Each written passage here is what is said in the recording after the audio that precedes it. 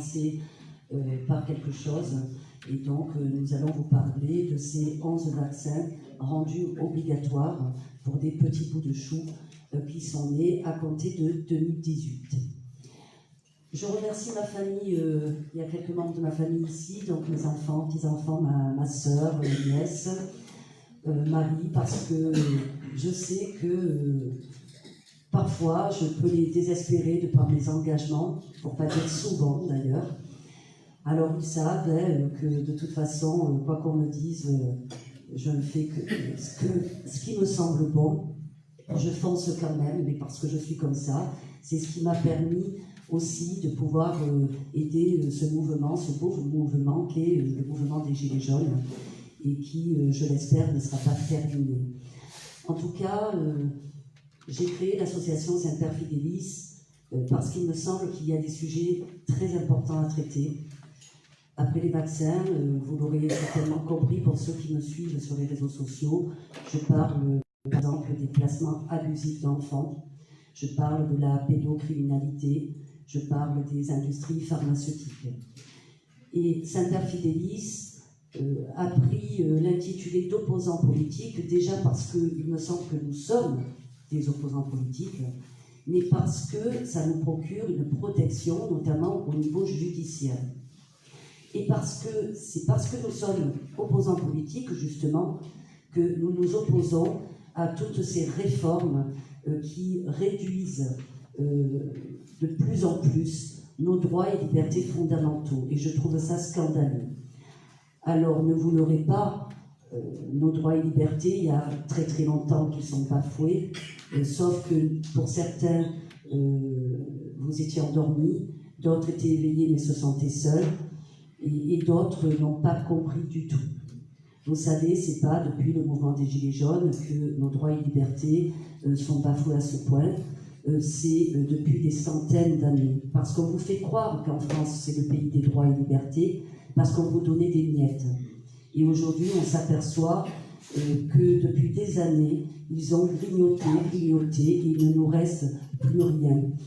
Et bientôt, nous n'aurons même plus la liberté de penser, et cela, je vous le dis en ma qualité d'avocate, parce que je vois les lois qui passent, mais pas seulement. Il y a également les jurisprudences qui souvent font froid dans le dos.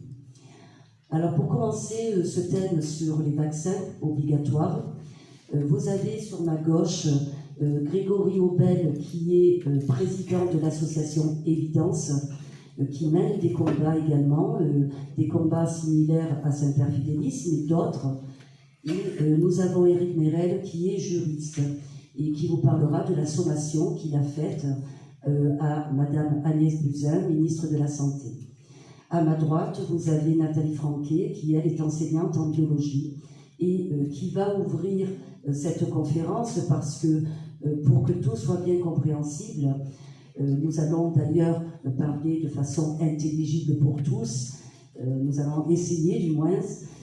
Il faut déjà vous expliquer ce qu'est un vaccin, quels sont les effets sur l'organisme, mais a fortiori sur des organismes d'enfants dont il me semble que jusqu'à 3 ans, ils n'ont pas encore acquis cette immunité naturelle, laquelle nous sommes dotés naturellement, justement. Donc je le laisse commencer, je vais lui passer le micro. Merci. Bonsoir à tous. Eh bien, je vais commencer simplement en disant que la vaccination est devenue obligatoire en 1953. C'est pour vous dire que c'est pas d'aujourd'hui, hein, sans être très vieux, puisque les premiers vaccins ont apparu en 1759 en Angleterre, et puis ensuite c'est devenu obligatoire en France en 1953. La vaccination, c'est quoi? Eh bien, c'est simplement l'injection d'un virus capable de créer des pathologies. On dit qu'il est inactif. Non, il est simplement endormi ou en moindre quantité. Qu'est-ce qu'une quantité? C'est pas ça qui est important. Le fait, c'est qu'on injecte dans l'organisme un virus actif, parce que tous les laboratoires qui les fabriquent disent que le virus est inactif. C'est faux, car s'il était inactif, il ne pourrait pas créer une défense immunitaire dans l'organisme. Le but d'un vaccin, c'est de permettre à l'organisme, soi-disant, de reconnaître des micro-organismes pathogènes, c'est-à-dire qui rendent malade, et de pouvoir obliger le corps à réagir en créant des anticorps. Mais tout cela, je ne vais pas vous faire un cours de biologie, ce serait complexe, et ce n'est pas le lieu aujourd'hui pour ça, mais j'essaie de vous dire que l'organisme, à la base, a la capacité naturelle de se défendre, d'apporter ses propres anticorps, d'abord parce que nous sommes soumis aux micro-organismes en permanence autour de nous. Si on devait regarder un microscope géant, nous sommes envahis de petites bêtes, même sur notre corps et même à l'intérieur de notre corps.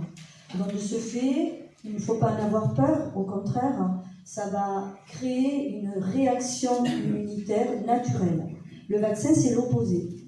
Le vaccin oblige le corps à une réaction qu'il n'a pas choisie, dont on lui impose, et de ce fait, qu'est-ce qu'il peut se passer si le virus semi-endormi arrive dans un organisme qui est défaillant sur le plan immunitaire, c'est-à-dire que les défenses immunitaires sont affaiblies, on peut être fatigué, malade, on peut simplement traverser une période où l'organisme a du mal à combattre déjà les microbes naturellement présents dans son corps. Eh bien, la pathologie va se déclencher. La maladie pour laquelle on est vacciné va se déclencher.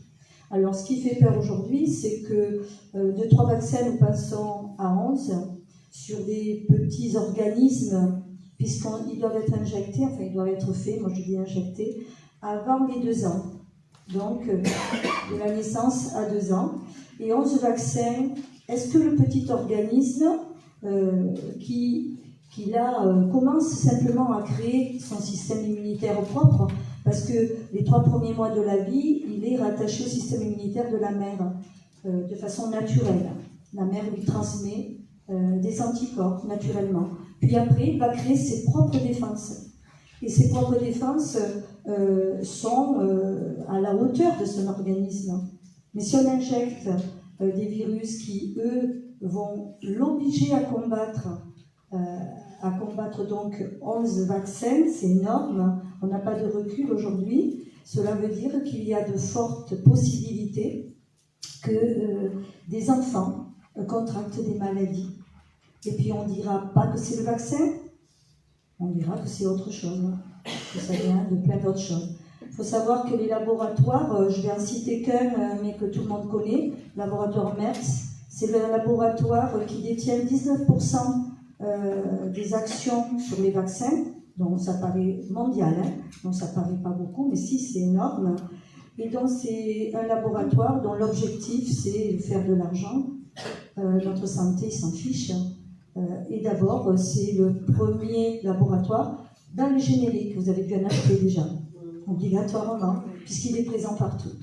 Et donc, il est à l'origine de ces 11 vaccins.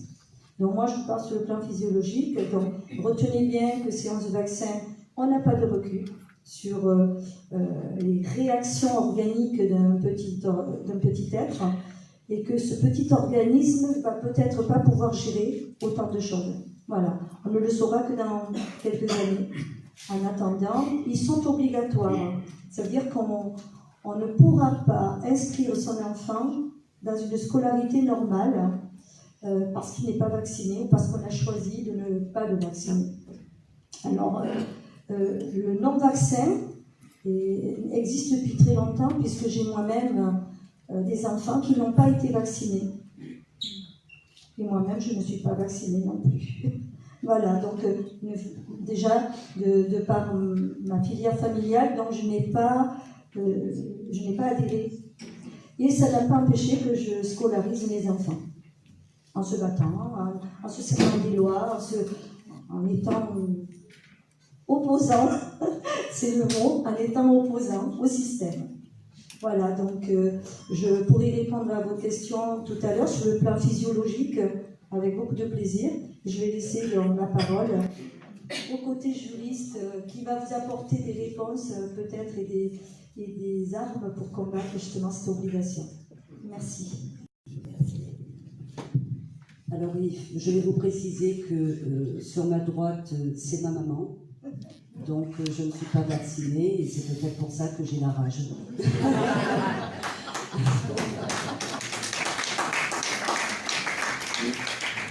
Avant de passer le micro donc, à notre juriste, moi je vous parlerai bien sûr des requêtes qui sont adressées au Conseil d'État, mais également de la lettre que j'ai faite en modèle pour que l'on puisse s'opposer à cette obligation vaccinale pour 11 vaccins, puisqu'on en avait 3.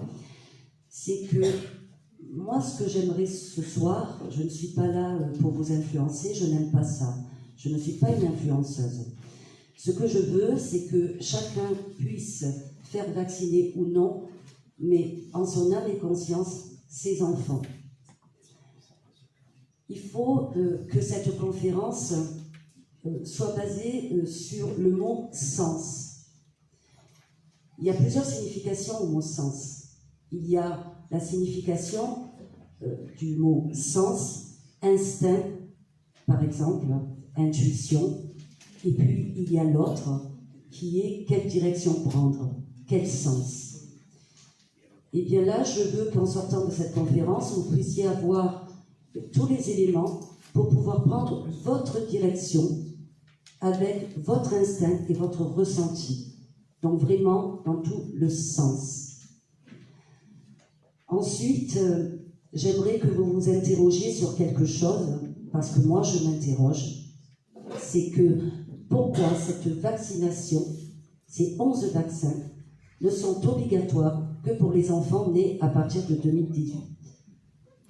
Alors moi, là, je vois encore que 2 sens, il n'y a que 2 solutions, il n'y en a pas 50.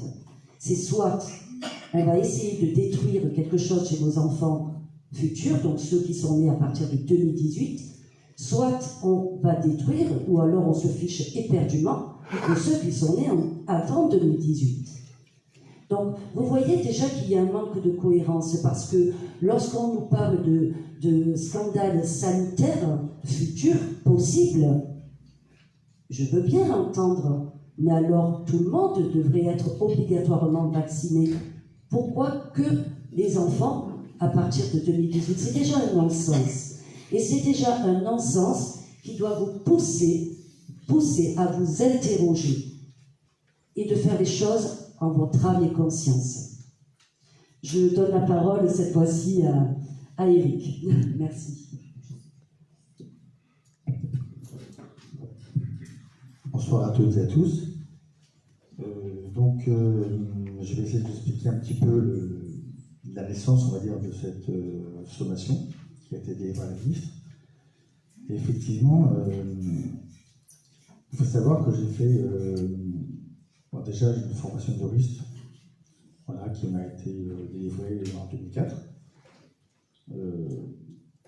Alors pourquoi j'ai décidé de faire cette sommation? C'est pour une simple raison, c'est que effectivement, je n'aime pas de manière globale, je n'aime pas les injustices. Et effectivement, je voulais vraiment trouver un moyen pour donner, on va dire ça, pour donner à chacun de personnes qui sont intéressées les moyens de pouvoir, entre guillemets, s'opposer aux vaccins en l'état, c'est-à-dire par rapport à l'avancée de la science, et donc pouvoir s'opposer donc à la sommation,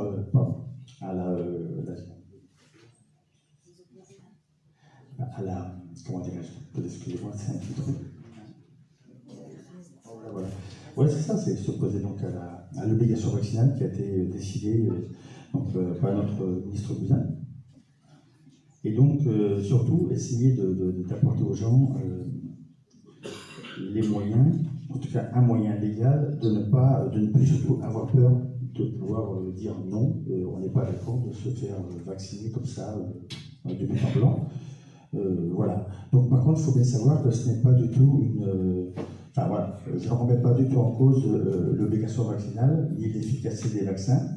Par contre, moi, ce qui me dérange dans cette obligation vaccinale, plutôt dans les vaccins, c'est plutôt l'ajout de substances, de produits chimiques, qui là, moi, me pose problème. Et c'est dans ce sens-là qu'effectivement, j'ai entrepris donc la rédaction de ce texte pour permettre justement à chacun de ceux qui sont intéressés de pouvoir, protéger, entre guillemets, leurs enfants face à cette obligation qui, moi, pour l'instant, en tout cas, me paraît fortement discutable, du fait qu'il y a beaucoup de choses dans cette obligation vaccinale qui m'interroge.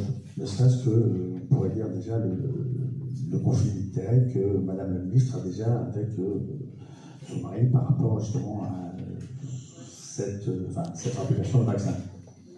Voilà, déjà, ça sera déjà ça que je veux dire pour commencer. Et, sommation à laquelle n'a pas répondu. oui, tout à fait, effectivement.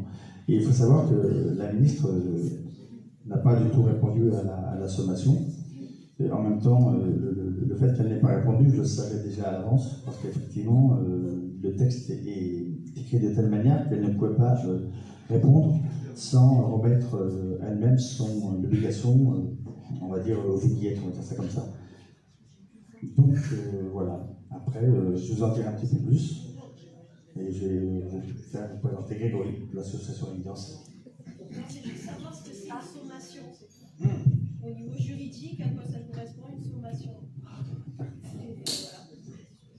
Oui, alors une sommation, c'est un acte extrajudiciaire, ça veut dire que c'est un acte qui est délivré par un huissier de justice. Donc il est délivré dans la mesure du possible à personne, ou sinon remis au domicile. Mais là, dans le cadre de la ministre, ça a été remis à personne. Voilà, donc ça veut dire qu'elle ne peut pas dire je ne l'ai pas reçu ou je ne l'ai pas vu passer sur mon bureau. Voilà, l'huissier de justice certifie qu'il s'est bien rendu pour délivrer cette sommation. Donc sommation à laquelle elle n'a pas répondu, effectivement. Dans cette sommation, il y a plusieurs questions qui lui sont posées, notamment sur l'innocuité des sels aluminium qui composent ces vaccins, et aucune réponse n'a été apportée, d'où mon action judiciaire que je vous expliquerai tout à l'heure, que j'ai pu diligenter à l'appui de cette sommation. En parlant justement d'aluminium, une chose importante, c'est qu'il y a une action sur les myélines. Les myélines, ce sont des... Bon, en biologie, je vais essayer d'être claire. C'est les gaines qui entourent la connexion neuronale, les neurones. Donc tout le système neurologique est composé de gaines de myéline. Le neurone lui-même est composé de gaines de myéline. L'aluminium s'attaque à la myéline. C'est donc une précision, puisque l'adjuvant qui est dans tous les vaccins, quasiment, c'est de l'aluminium. Donc il faut savoir que tous les vaccins, à l'heure d'aujourd'hui, contiennent de l'aluminium. Donc possibilité, alors quand il y a 3 vaccins, on se dit, bon, 3 vaccins, c'est déjà beaucoup, mais 11, ça veut dire donc 3 fois plus de doses d'aluminium sur des organismes qui ne sont pas préparés à combattre ce métal qui est nocif. Donc il attaque les gaines de myéline qui composent notre neurone, donc tous les nerfs, tout le système, y compris le cerveau. Voilà, c'était une information que je t'ai donnée tout à l'heure.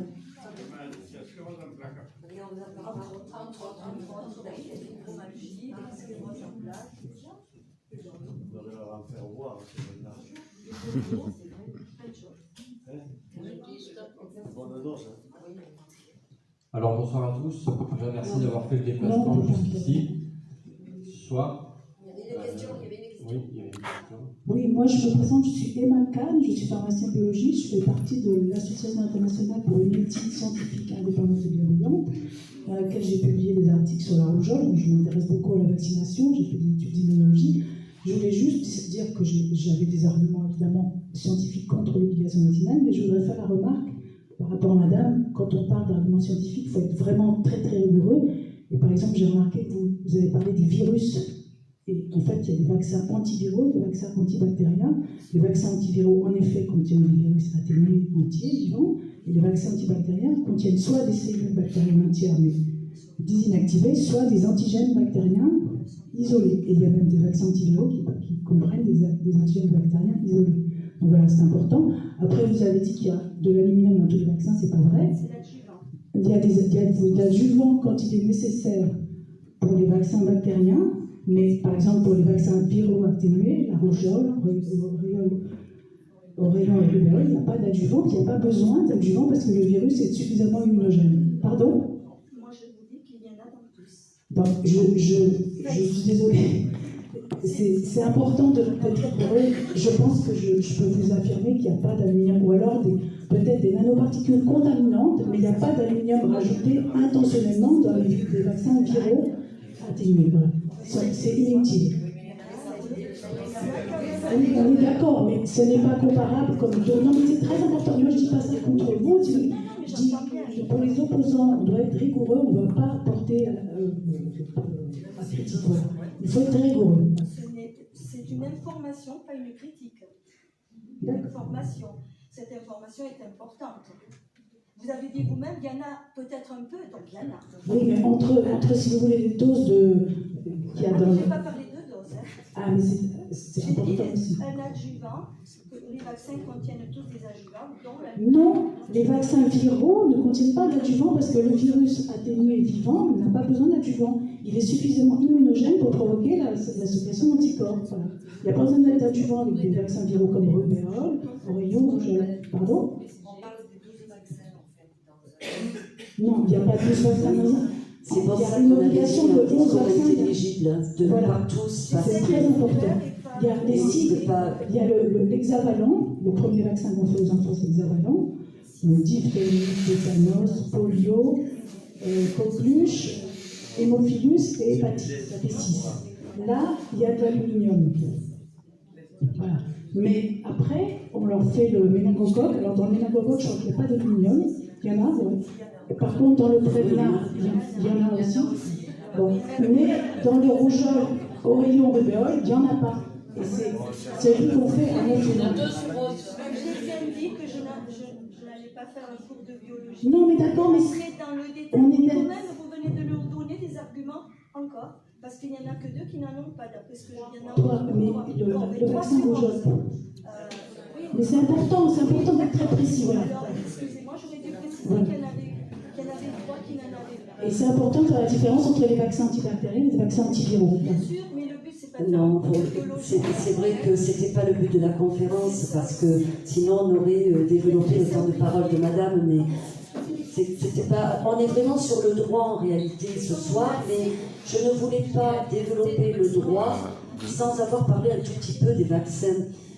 Parce que sinon, les gens vont dire que ça commence brut de brut par le droit, mais nous, on veut savoir qu'est-ce qu'il y a dedans, à quoi sert un vaccin, et pas faire un cours non plus, parce que sinon, il aurait fallu impartir 1 heure chacun. Moi aussi, en droit, vous savez, je pense que je connais parfaitement mon métier, mais je vais avoir un discours intelligible, c'est-à-dire que lorsque je vais vous citer, par exemple, le Code de la santé publique, je vais vous dire l'article 1112-1 et suivant, parce que je ne vais pas tous vous les citer, parce que le but de cette conférence, c'est pas être rébarbatif. Vous n'êtes pas venu pour un cours de biologie, vous n'êtes pas venu pour un cours de droit. En revanche, pour avoir des conseils éclairés et avoir également les avis de chacun avec questions-réponses quand même à la fin de la conférence, ça c'est important. Il faut qu'il y ait un échange. Voilà, mais pas plus, pas plus. C'est vrai que nous ne sommes pas dans un colloque de médecine. Et puis surtout, je crois qu'il ne faut pas perdre de vue que, et ça c'est indéniable, vous savez, on voit toujours que la pointe de l'iceberg.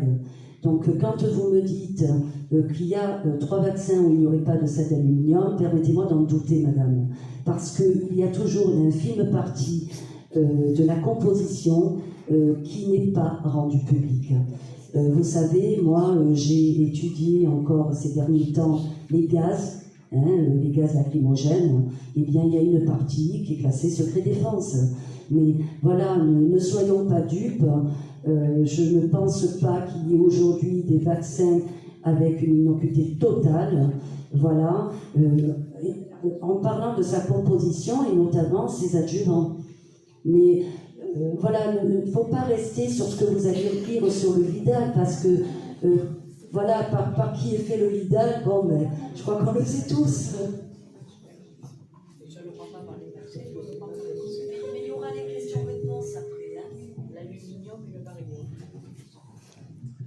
bonsoir à tous. Merci d'avoir fait le déplacement, je le répète encore. Moi, je me présente. Alors, moi, c'est Grégory Aubel, l'association Évidence. Enfin, je suis président de l'association Évidence que j'ai créée il y a 2 ans, qui a pour but la lutte pour la vaccination et le but aussi contre les épandages aériens. Je ne sais pas si les gens connaissent un petit peu. Voilà, c'est la géo-ingénierie dans son ensemble. Voilà, alors ce soir, je ne suis pas venu là pour faire de la promo pour mon association. Je suis venu là pour... oui, non, mais je ne suis pas là pour ça, mais je suis là pour me fédérer aussi avec l'association de Maître Salmeron. Voilà, donc tout à l'heure, on aura parlé justement de la chaîne qu'il y a entre la géo-ingénierie et les vaccins, puisqu'il y a un lien. Je ne sais pas pour rien que je suis là-dedans, il y a un lien. Voilà, puisque je sors de moi, si vous voulez, à la base, je suis technicien en aéronautique. J'ai quitté l'aéronautique il y a à peu près 7 ans pour justement des raisons de pièces, d'appareils qui passaient devant mon poste de travail et qui n'avaient rien à voir avec des pièces d'avion. Voilà, ça c'est la partie que je voulais juste énoncer ce soir au niveau des épandages aériens. Là ce soir, le sujet c'est la vaccination. Alors moi je suis contre la vaccination. Pourquoi? Parce qu'il y a des zones d'ombre dans la vaccination. Les zones d'ombre, ben, c'est les laboratoires pharmaceutiques qui les mettent eux-mêmes en place, ces zones d'ombre. Tout à l'heure, vous parliez, là, madame, des adjuvants dans les vaccins, les métaux lourds qui sont dans les vaccins, puisqu'il n'y a pas que de l'aluminium dans les vaccins. On parle beaucoup de l'aluminium, on ne parle pas des autres métaux lourds qui sont dans les vaccins. Il y en a d'autres.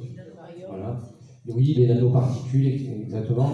Enfin, voilà, on sait très bien que l'aluminium est un perturbateur endocrinien. Voilà. Et quand, oui, bien sûr, madame, vous dites non, mais oui, l'aluminium est un perturbateur endocrinien. C'est sûr et certain. Voilà. Donc voilà, moi je me bats surtout pour mettre en place la sommation qu'on a faite avec Eric. On l'a faite, ça fait il y a combien de temps maintenant, Eric? En 2018, oui, c'était 2018.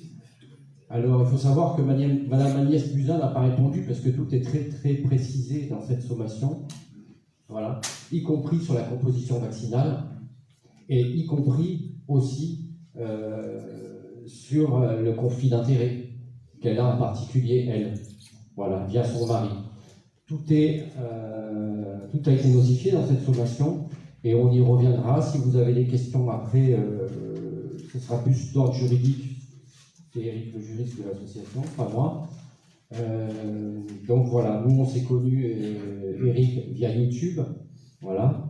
J'ai mon ami aussi, Jules, qui était dans le coin, là, je ne sais plus où il est, je ne le vois plus. Voilà. On s'est tous rencontrés sur YouTube, comme quoi les réseaux sociaux et tout ça n'a pas que du mauvais. Voilà.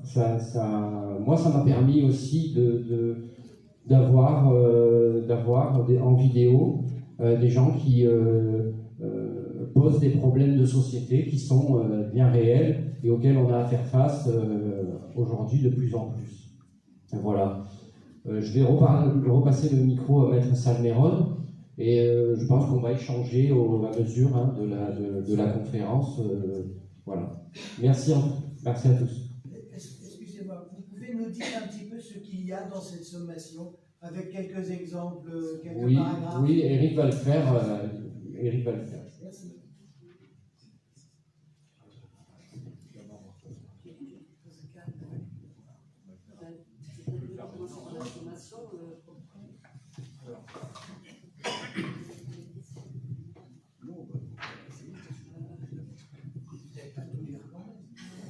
Non, parce qu'elle est longue.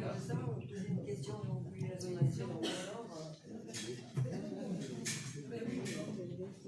alors en gros, dans la sommation, ça ressemble à ça déjà. Vous pourrez venir voir un peu plus près. Il y a Le gros paragraphe qu'il y a, on va dire, bon, il y a le titre, hein, ça c'est l'objet principal. Après, vous avez tout un ensemble de citations, on va dire, de vrais médecins, hein, de vrais chercheurs, enfin, voilà, qui installent un petit peu, sur différentes citations, qui installent un petit peu, on va dire, l'ambiance de la sommation. Après, donc, vous avez un rappel à la ministre de son obligation vaccinale. Et comme quoi, elle a justement fait fi de toutes les, on va dire, toutes les oppositions, on va dire, fondées sur pièce. Donc elle a fait passer cette obligation sans tenir compte des avis divergents, on va dire. Après, on lui rappelle un petit historique des différents scandales qu'il y a eu en matière vaccinale, qu'il y a eu aussi au niveau des, comment dirais-je, qu'il y a eu donc au niveau des, il y a aussi des procédures au niveau des contrefaçons, des procédures bâclées pour l'autorisation des vaccins grippaux pandémiques. Il y a, enfin voilà, il y a tout un comment dirais-je, non, j'arrive pas à oh, voilà. Donc il y a un rappel aussi de quelques sources, enfin sur la fraude scientifique, des conflits d'intérêts, donc tant dans les mécanismes d'évaluation que des chercheurs eux-mêmes, sans oublier l'exagération des menaces de pandémie grippale. Ça c'était par rapport au H1N1 qu'il y a eu il y a quelques années maintenant. Et donc il y a aussi, on le rappelle aussi, qu'il y a eu des problèmes sur les essais pharmaceutiques à Belgique. Voilà, on lui rappelle aussi qu'il y a eu des documentaires, par exemple Vaxel, qui ont nourri l'actualité médiatique. Après, donc, il y a un détail de jurisprudence de la Cour de cassation et du Conseil d'État qui, justement, ont rendu des décisions sur des effets avérés de certains on va dire, produits vaccinaux. Donc ça, c'est pour la partie jurisprudence. Après, on rappelle à la ministre, enfin plutôt, on informe plutôt qu'il y a eu que la nocivité de l'aluminium a été prouvée par l'American Air Force. Donc, je vais vous montrer le document qui est ici, que j'ai mis dans l'association, dans la sommation, pardon.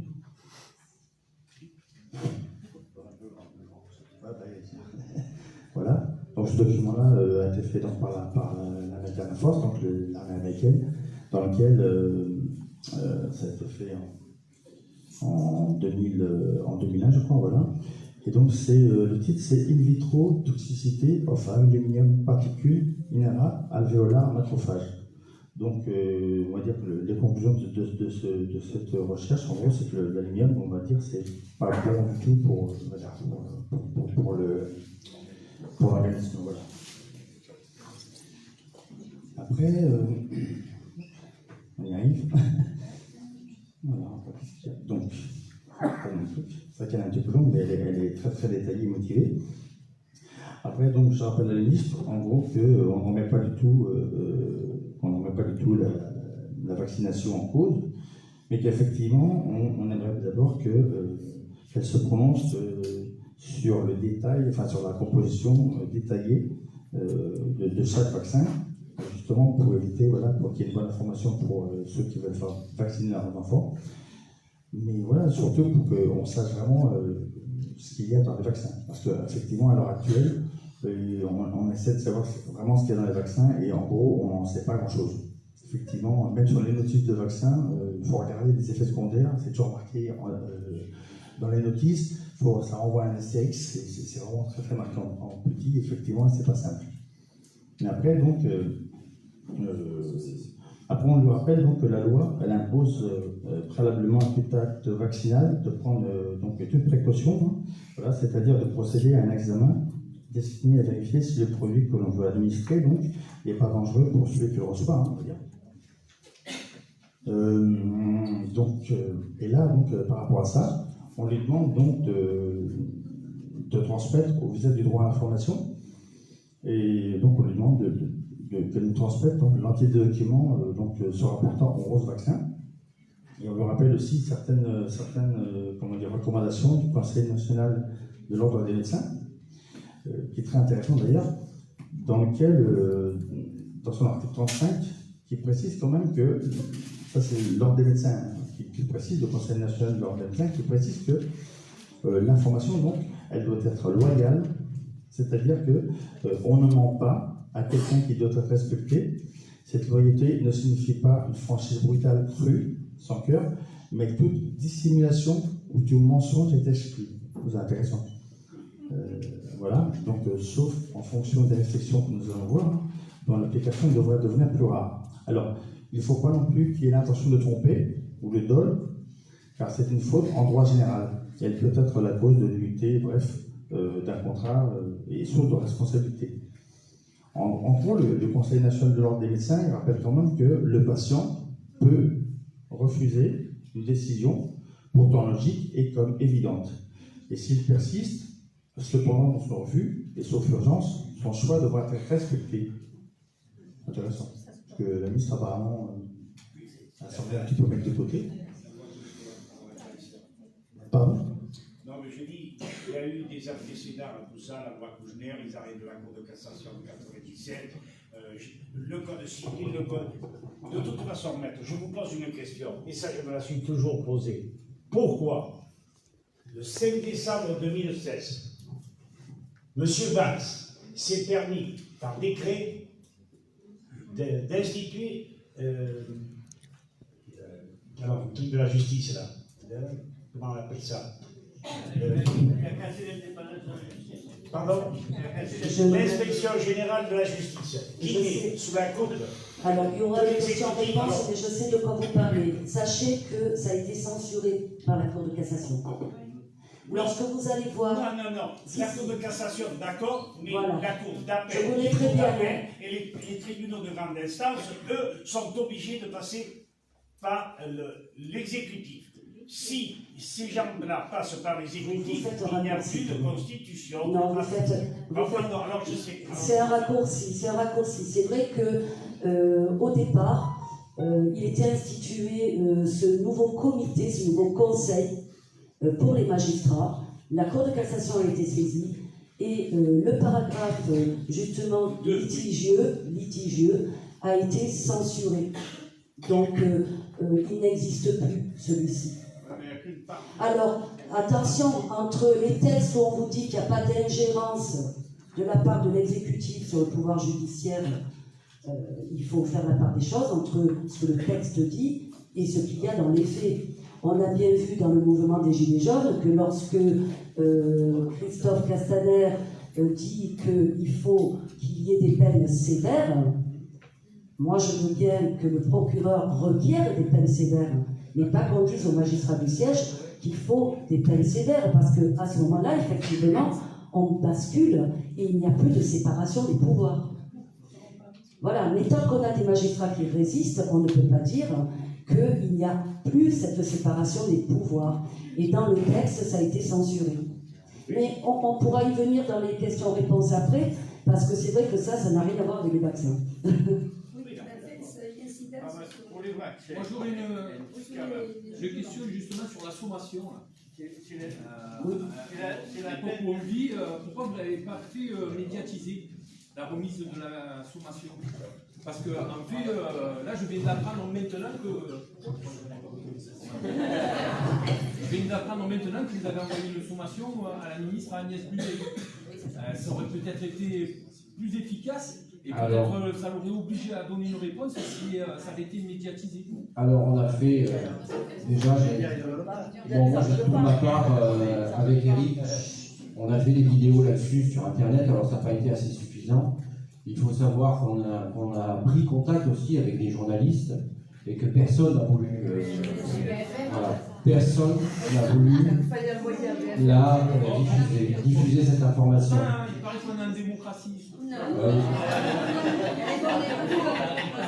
Après, vous savez, je pense que la liberté d'information, pour nous, elle est aujourd'hui extrêmement bafouée et limitée, extrêmement limitée, surtout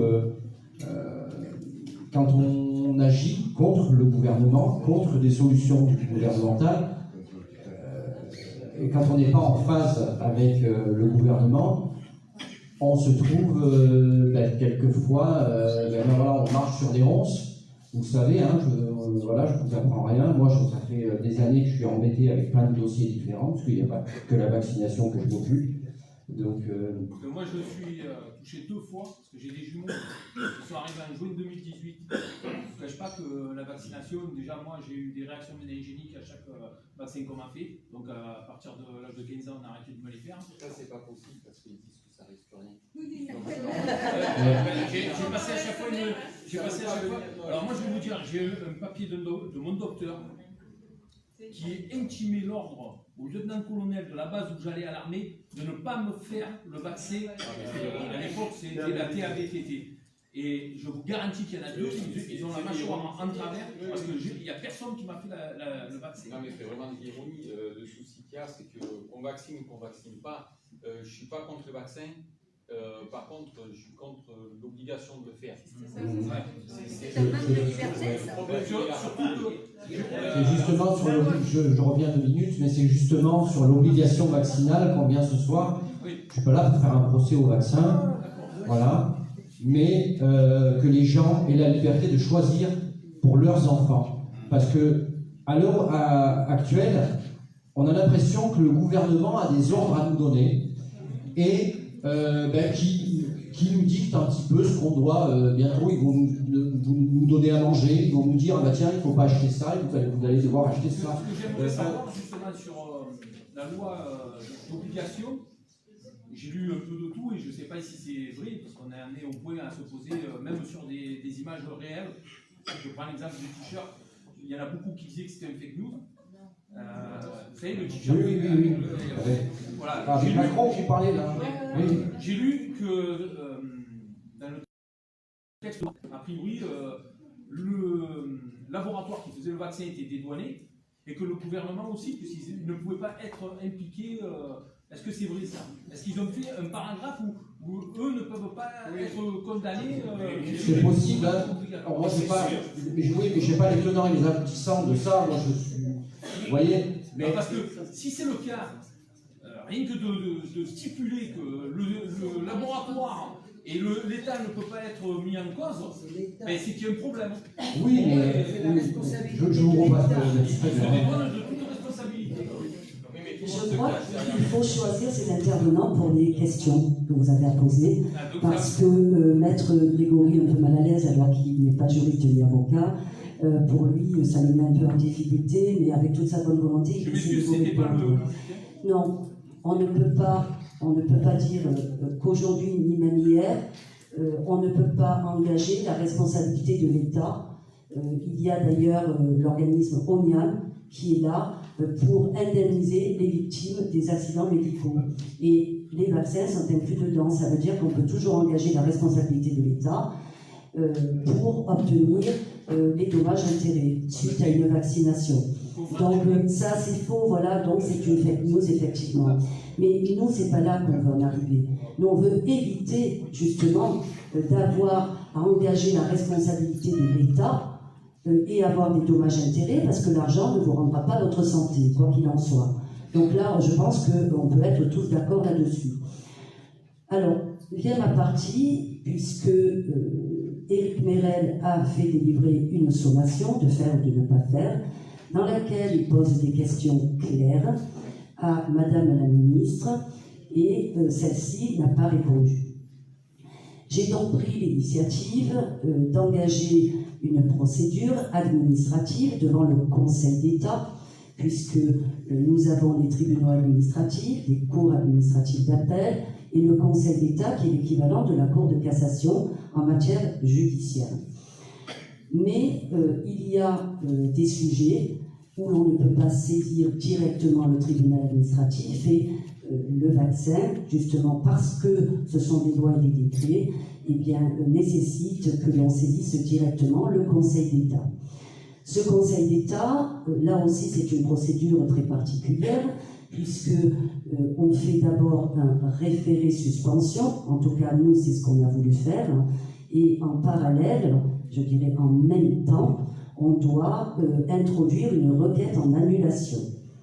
Annulation donc de cette obligation faite pour ces 8 autres vaccins d'ailleurs, parce que c'est vrai que jusqu'à présent on a accepté 3, mais là 11 pour ces enfants, c'est trop. Et donc on se base effectivement toujours sur les mêmes articles. L'article, par exemple, 16-1 du Code civil. Sachez qu'on a le droit, normalement, je vous expliquerai après pourquoi, de disposer librement de notre corps, que l'on ne peut pas nous contraindre lorsqu'il s'agit de notre corps. Même le préambule de 1946 de la Constitution de 1958 nous protège à ce niveau-là. Il y a la Convention d'Oviedo, il y a le Code de la santé publique, il y a également un arrêt très important qui avait été rendu par la Cour européenne des droits de l'homme, qui s'appelle en 2009 l'arrêt Salvetti. Là, on s'est dit en 2009, avec cet arrêt Salvetti, on est sauvé parce que cet arrêt dit qu'on ne peut pas obliger quelqu'un, et là on parlait bien de la vaccination dans cet arrêt Salvetti, on ne peut pas obliger quelqu'un à se faire vacciner parce que ça constitue une ingérence pour la personne. Une ingérence qui est inacceptable. Et le Conseil d'État avait déjà été saisi. Il a déjà rendu son arrêt, il a rejeté les demandes des requérants qui demandaient l'annulation de cette obligation vaccinale. Mais lorsque j'ai lu cet arrêt, qui a été rendu il y a quelques mois, c'est pas vieux, sauf erreur de ma part, et en tout cas ça serait une erreur plutôt du Conseil d'État, je n'ai pas vu dans l'arrêt rendu que le requérant avait saisi ce Conseil sur le principe de précaution.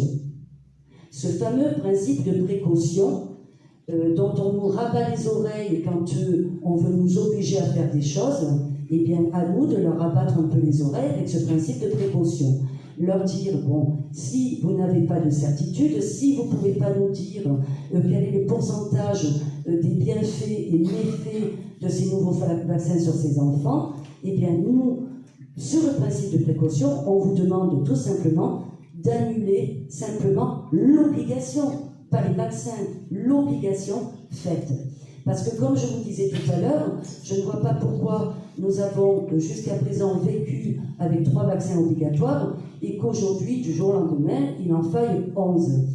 On demande également au Conseil d'État de demander, par l'intermédiaire de notre requête, à ce que Madame Buzyn réponde déjà aux questions de la sommation. Donc on reprend toutes les questions dans la requête de la sommation, mais également de nous certifier qu'il n'y aurait pas de conflit d'intérêts avec ces industries qui vendent ces vaccins et qui en font de toute façon un commerce bien juteux. Voilà. Et toutes ces questions-là, on les pose devant le Conseil d'État à défaut d'avoir eu des réponses. Donc ça veut dire que je demande dans cette requête à titre principal l'annulation de l'obligation et à titre subsidiaire à ce que Madame Buzyn réponde. Pourquoi? Parce que si elle répond et qu'il se passe quoi que ce soit, on pourra toujours dire voilà Madame, quelles étaient vos réponses. Vous nous avez menti. Ensuite, beaucoup me diront mais de toute façon, votre requête, maître, elle va être rejetée. Grand bien leur face. C'est pas forcément mon objectif qu'elle soit acceptée, je vais vous dire pourquoi. Parce que si elle est acceptée, c'est tant mieux. Si elle est refusée et qu'ensuite nous avons des problèmes avec ces nouveaux vaccins sur nos enfants, eh bien moi, maître Albert, j'aurai un jugement avec le nom du magistrat, sa signature, et lui ne pourra pas dire « je ne savais pas » parce que de toute façon, un magistrat ne peut pas s'auto-saisir, d'accord? Donc, il pourrait dire, mais moi, on ne m'a jamais saisi, donc je ne pouvais pas me prononcer. Eh bien là, si, monsieur, voilà, on vous a tout dit, on vous a tout dénoncé, on vous a posé des questions, vous avez rejeté notre requête, vous êtes tout aussi responsable. Et en cas de problème, ben, on n'attaquera pas uniquement l'État pour obtenir des indemnisations via l'ONIAM, mais on va vous attaquer, vous aussi, pour dysfonctionnement de la justice et voire même votre responsabilité personnelle, puisque aujourd'hui, les conditions pour engager la responsabilité d'un magistrat à titre personnel, sont très très strictes. Il faut que ce soit vraiment une faute détachable du service public qu'il représente et pour lequel il travaille. Eh bien, nous, à ce moment-là, on pourra le faire. Mais en tout cas, ils auront tôt ou tard des comptes à rendre. Voilà. Je voulais juste vous dire, madame, en 2 mots, oui. puisqu'on parle des vaccins, oui. c'est que, de toute manière, depuis les racines de la vaccination, tout a été caché. Autrement dit, pour aller sur un exemple bien simple qui va intéresser les personnes ici, la vaccination contre le tétanos ne vaccine pas. La maladie ne porte pas l'immunité. Comment voulez-vous qu'un vaccin la porte? Eh bien, tout ça, ça a été caché. Tissot l'a bien démontré. Avant lui, 4 ou 5 biologistes. Tout est caché. Alors, qu'est-ce qu'il faut faire, madame? Tout à l'heure, vous me dites que le président du conseil... non, je dis des bêtises. Les présidents des cours de grande instance, les présidents de cours d'appel sont tenus de référer à l'inspection générale de la justice et par exemple d'être très sévère sur les gilets jaunes. Vous appelez ça comment, madame? Mais moi, je le dénonce depuis le début, monsieur. Je le dénonce depuis le début, monsieur. J'ai même failli perdre ma robe d'avocat pour ça. Alors, je pense que s'il y a bien quelqu'un aujourd'hui à qui vous ne pouvez pas reprocher ça, c'est bien moi. Mais oui, mais je ne peux pas vous donner plus d'explications que cela, parce que pour pouvoir vous donner une explication, monsieur, il faudrait que je sois corrompu. C'est-à-dire que je sois au courant de ce qui se passe. Or, je ne suis pas corrompu. D'ailleurs, eux, ce ne sont même pas des corrompus, ce sont la corruption. Ils représentent la corruption même. Et c'est différent. Il y a un fossé entre les deux. C'est beaucoup plus fort. L'obligation vaccinale ne devrait plus exister, puisqu'à partir du 1er janvier 2017, il y a réunion de l'exécutif avec le jury, avec le judiciaire. En plus, les élections ne devraient pas être validées et le président de la République ne devrait pas exister. Oui, mais monsieur, je ne vais pas vous apprendre à votre montage. Je ne vais pas vous apprendre à votre montage que entre la théorie et la pratique, il y a un monde. Donc, même si aujourd'hui je vous disais, allez, d'accord monsieur, il n'y a plus de séparation des pouvoirs, donc il n'y a pas de constitution. C'est bien ce que dit notre constitution de 1958. D'accord? Bon, qu'est-ce qu'on fait? Parce que si il faut juste aller virer Macron, vous voyez bien qu'on n'est pas arrivé. Donc c'est pas... Oui, mais comment vous le mettez en œuvre, monsieur? Il vous faut une milice qui remplace notre police. Si d'ailleurs on peut encore les appeler nos policiers, pour la plupart. Voilà. Donc, vous n'allez pas me convaincre, vous essayez de convaincre une convaincue. Je voudrais que les gens sachent un peu, parce qu'on passe pour des lampistes, vous comprenez quand on dit ça. Même devant M. Asselineau, mais peu importe, je ne fais pas de politique. Mais ce type-là m'a dit, monsieur, vous dites des bêtises. Alors je lui dis, bon, eh bien, si je dis des bêtises, pourquoi les présidents de tribunaux, de grande instance, sont obligés de suivre les directives de l'inspection générale de la justice? Oui. Alors, je sais que les questions vont être très intéressantes. Vous n'avez pas l'impression qu'on s'égare un peu là? Oui, c'est pour ça. Alors après, il pourra y avoir des questions comme ça, si elles sont minimes, il n'y a pas de souci. Moi, j'y réponds, vous savez, depuis plus d'un an maintenant, ça ne me pose aucun problème. Par contre, j'aimerais juste terminer mon intervention, ou la mienne, avant les questions-réponses. Parce que le but quand même de cette conférence, c'est que vous sachiez comment résister. Comment résister? J'ai un médecin qui pêche. Oui. C'est ce que j'ai fait. Alors, il y a des médecins qui sont de mèche, effectivement, mais moi, vous le savez, je ne suis pas une collabo, donc je ne balancerai personne. En revanche, il y a 2 autres méthodes. Il y a la première qui va vous permettre de gagner du temps, parce que le Code de la santé publique prévoit que des tests soient réalisés avant la vaccination. D'accord ? Donc ça, vous allez voir que lorsque vous allez adresser vos demandes, et d'ailleurs j'ai des retours à ce sujet, notamment auprès de la sécurité sociale, eh bien, pas de réponse. Donc là, vous n'êtes pas en porte-à-faux. Vous avez simplement voulu faire respecter la loi, Et puis, pour l'instant, vous n'avez pas de réponse. La seconde solution est justement un modèle, alors j'en ai imprimé plusieurs pour pouvoir vous les distribuer. C'est un modèle de courrier à faire signer par votre médecin.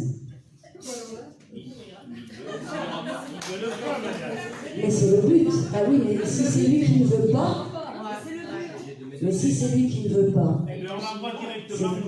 vous n'aurez pas, vous ne serez pas opposé à la vaccination. Vous êtes en droit que le médecin vous remplisse ce document. Alors, je vais quand même vous le lire, c'est pas très long. Donc, je vous passe les titres, etc. Donc, je sous-signais docteur, exerçant sur la commune 2, certifié avoir reçu le responsable légal de l'enfant né le. Par la présente, j'atteste que la vaccination prévue, et entre parenthèses, citer les vaccins, sur cet enfant ne présente aucun danger pour sa santé, ni effet secondaire susceptible de nuire tant à sa santé morale que physique, actuelle et future. J'atteste également de l'innocuité totale des composants de ces vaccins sur la santé de l'enfant et que ces produits ne présentent aucun caractère défectueux. Parce que si j'écris ça, c'est que souvent on vous renvoie vers le code civil qui prévoit la responsabilité pour les produits défectueux.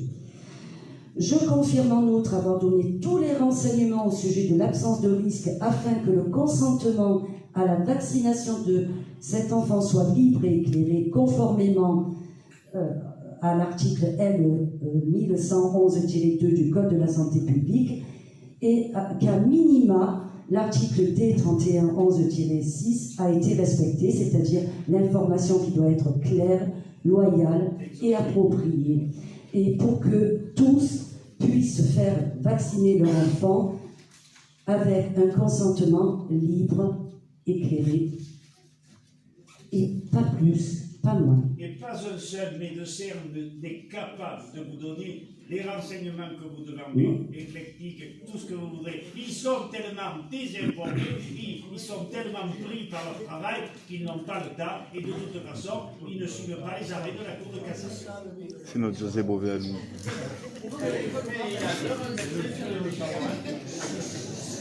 Alors, oui, Denis. Vous avez cité un exemple tout à l'heure en disant que nous effectuons en droit de faire lors de tests sanguins pour voir en fait les taux d'immunité. Tout à l'heure, je reviens de l'hôpital de Montpellier ce matin, j'ai fait une sérologie pour les dépistages HIV, tout type. Et justement, par rapport au vaccin, ils m'ont demandé la dernière fois que je m'étais vacciné pour l'hépatite. Je leur ai dit ça fait plus de 15 ans quand j'étais à l'armée. Et que je ne souhaitais absolument pas leur faire parce que j'étais pris dans la fameuse souche scandale des années 90. Donc ils ont fait un tas de tests, ils ont inclus un maximum de tests d'immunité, c'est ça? Et donc, je voudrais savoir quel est le texte de loi que vous avez cité tout à l'heure? Ça m'intéresse quand même. C'est l'article R 3111-8 du Code de la santé, consentement libre et éclairé. Voilà, c'est tout. Je vais me renseigner pour le reste. Non, parce que j'ai une batterie de test avec tout le. Il n'y en a jamais qu'un, c'est suivant. Et ça vient de quel code civil? Code de la santé, non, Code de la santé publique. On pourra avoir la distribuer.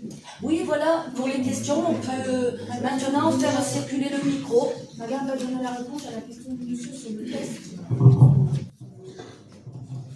Bonsoir, je me présente, je m'appelle Sophie Guillot. Donc, j'ai fondé déjà 2 associations. Une première association qui s'appelle Info Vaccin France, dont j'ai été présidente et je suis partie. Et ensuite, une autre association que je viens de créer qui s'appelle l'Association pour le libre choix thérapeutique. Je suis très active sur les réseaux sociaux et je suis notamment administratrice d'un site qui s'appelle Info Vaccin Prévenard, qui a été fondé en 2011 par un couple de parents belges dont la petite fille est décédée 8 jours après ses premiers vaccins à l'âge de 3 mois. Et ils ont pensé à l'époque que c'était le Prévenard qui était en cause. Donc c'est pour ça que le groupe s'appelle comme ça. Et après, ils ont compris que ça pouvait être autre chose que le Prévenard. Et que peut-être que les autres vaccins qu'elle avait reçus, parce qu'elle avait reçu 3 vaccins à la fois, elle avait reçu un hexavalent, le Prévenard, et un vaccin oral, le rotavirus. Donc, je suis administratrice sur ce groupe qui comprend 55 000 membres et j'aide des parents qui se posent des questions justement par rapport à la vaccination tous les jours. Ça fait plusieurs années que je suis très active et j'avais organisé la projection de Vax à Bruxelles et à Paris en 2017 et j'avais fait le sous-titrage en français de ce film. Quoi dire d'autre? J'ai fondé aussi une initiative qui s'appelle Sentinelle, où j'ai des bénévoles sur le territoire qui assistent des parents pour comment dire, des rendez-vous qui risquent d'être difficiles, soit avec un médecin, soit avec une administration. Et souvent, le fait qu'il y ait une personne présente et un témoin, ça calme le jeu, parce que la personne en face sait que le parent ne sera pas tout seul à dire une chose, il y aura un témoin qui pourra certifier qu'il s'est bien passé ça, ou que la personne a bien dit ceci ou cela. Je voudrais quand même revenir sur une chose. Vous avez parlé, madame, que les vaccins étaient obligatoires depuis 1953. Donc, excusez-moi, le vaccin antivariolique a été rendu obligatoire en 1902 jusqu'en 1984. Le vaccin BCG a été rendu obligatoire en 1950. Le vaccin antidiphthérique a été rendu obligatoire en 1938. Et le vaccin tétanique en 1940 et le vaccin polio en 1965. D'accord ? Donc, c'est pas du tout 1953, c'est bien avant qu'il y avait des obligations vaccinales et qui perdurent. Normalement. On n'est pas remonté aussi tôt, mais par contre, on est remonté sur les petits cahiers que nous avons montrés. D'accord. On a repris Sinon, normalement, ce qui aurait dû se passer en 2018, c'est la levée de l'obligation du DTP. Et c'était ce qui était prévu par le comité technique des vaccinations qui l'annonçait à grande presse depuis 2011 et qui l'avait écrit à plusieurs reprises dans des publications publiées par la Haute Autorité de Santé. Donc, c'est pas n'importe quoi. Il était prévu de lever l'obligation des DTP parce qu'il n'est plus nécessaire de vacciner tous les enfants contre le DTP, vu qu'il n'y a plus de cas de diphtérie ni de polio en France depuis 30 ans. Donc, ça ne sert à rien. Il n'y aura plus de cas de polio en France, c'est certain. Et les cas de tétanos qui se produisent chez des gens de 70 ans et plus. Donc, les enfants ne sont pas concernés par le tétanos. Donc ça, c'est un premier point. Donc moi, personnellement, je me battais contre l'obligation de DTP bien avant la loi de 2018. Donc vous vous doutez bien que quand la loi a été annoncée en 2017, j'ai pris la plume et j'ai écrit une lettre à Emmanuel Macron que j'ai envoyée en double à Edouard Philippe, en double au président de l'Assemblée nationale et en double à Mme Buzyn.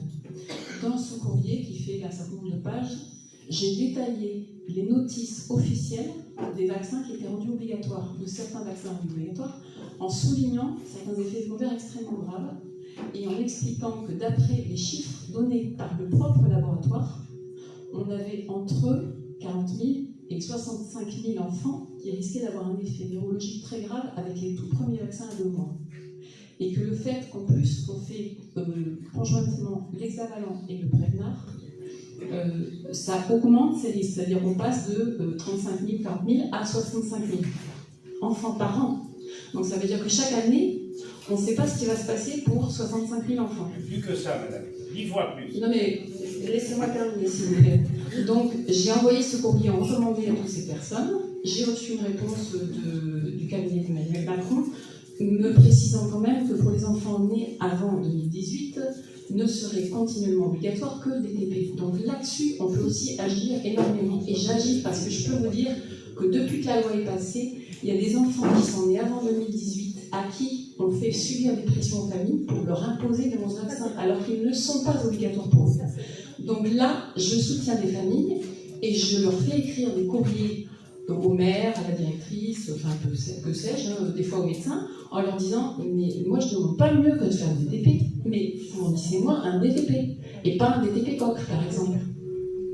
Et évidemment, il n'y en a pas sur le marché, des vaccins pédiatriques depuis 2007. Donc là-dessus, il y a une faille, puisque en 2017, il y a eu une décision rendue par le Conseil d'État le 8 février 2017, qui donnait 6 mois au gouvernement pour remettre un DTP seul sur le marché pédiatrique, ou à changer la loi.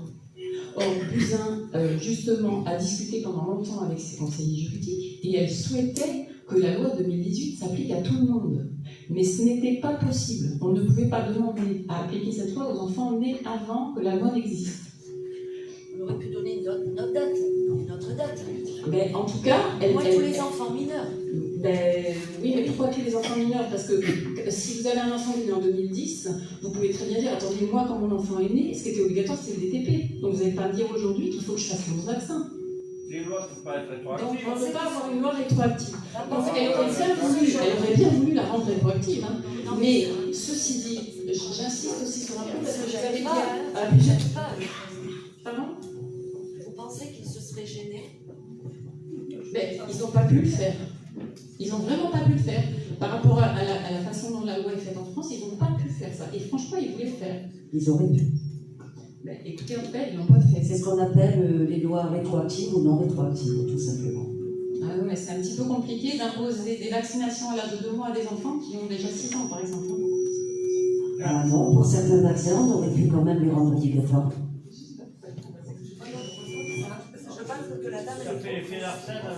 Autre chose que je voudrais dire, c'est qu'à plusieurs reprises, j'ai entendu certaines choses qui sont complètement inexactes ce soir. Par exemple, madame tout à l'heure qui disait que les 11 vaccins étaient dans la même seringue, c'est faux. Il faut arrêter de dire ces choses-là, c'est pas vrai. Les 11 vaccins ne sont pas dans la même seringue. Et mine de rien, c'est important d'être précis, parce que sinon, on passe pour des marioles. Vraiment, j'insiste là-dessus. Donc, il n'y a pas les 11 vaccins dans la même seringue, il n'y a jamais eu 11 vaccins dans la seringue, et ils n'y seront jamais, pour l'instant en tout cas. Voilà. Et de la même manière, il est faux de prétendre que du jour au lendemain, on a imposé 11 vaccins. Pourquoi? Parce que moi, je regarde les carnets de santé d'enfants qui sont nés depuis les années 2000. Les enfants, l'hexavalent le reçoit depuis 2001 dans tous les cabinets de pédiatres. Le Prévenart, il le reçoit depuis 2006. Le Préparpresse depuis 2011. Les méningitech depuis 2005. Donc, il faut arrêter de dire du jour au lendemain. C'est pas vrai, c'est pas vrai. 90% des enfants avaient déjà les 11 vaccins en 2018. Ça, c'est pas fait. Pourquoi on parle du jour au lendemain? On parle de l'obligation, pas de l'invention des vaccins. Ce qui est très important de vous dire. Ah non, c'est très important, madame, je pense qu'il faut être précis. Il faut être précis parce que vous pouvez entretenir une confusion dans l'esprit des gens qui sont là. Nous, on parle depuis le début de la vaccination obligatoire. Donc les 8 nouveaux vaccins obligatoires, on ne vous a pas dit, je ne le pense pas, à moins que je sois complètement sourde, que ces vaccins étaient nouveaux. On parle bien de cette obligation vaccinale, nouvelle obligation. On n'a jamais dit que ces vaccins étaient nouveaux. Je crois qu'il faut être précis quand même lorsqu'on s'adresse aux gens. Voilà, moi j'aime bien l'échange, mais je n'aime pas entendre des choses qui n'ont pas été dites. Voilà. Moi c'est facile. J'ai une fille de 21 ans, j'en ai une de 10 ans, j'ai des jumeaux de 20 mois. D'accord? Donc, il sera jamais tranquille. Ma première, elle a 3 vaccins. Ma deuxième, elle a 3 vaccins. Et les petits, pour le moment, ils n'en ont aucun. Parce qu'on traîne des pieds. Et on veut des solutions pour justement continuer à traîner les pieds. Moi, le papier signé au docteur, vu la réaction qu'elle a eue, je sais qu'elle ne le fera pas. Ce qui m'intéresse, c'est de demander ce que vous avez dit en premier, voilà, le test à la sécurité sociale. Ça, je sais que sur Internet, il y en a beaucoup qui l'ont fait et ils attendent encore. Et tant qu'ils ne l'ont pas, il n'y a pas de vaccin. Damien, avocate à Marseille, 1500 demandes elle a fait. 1500.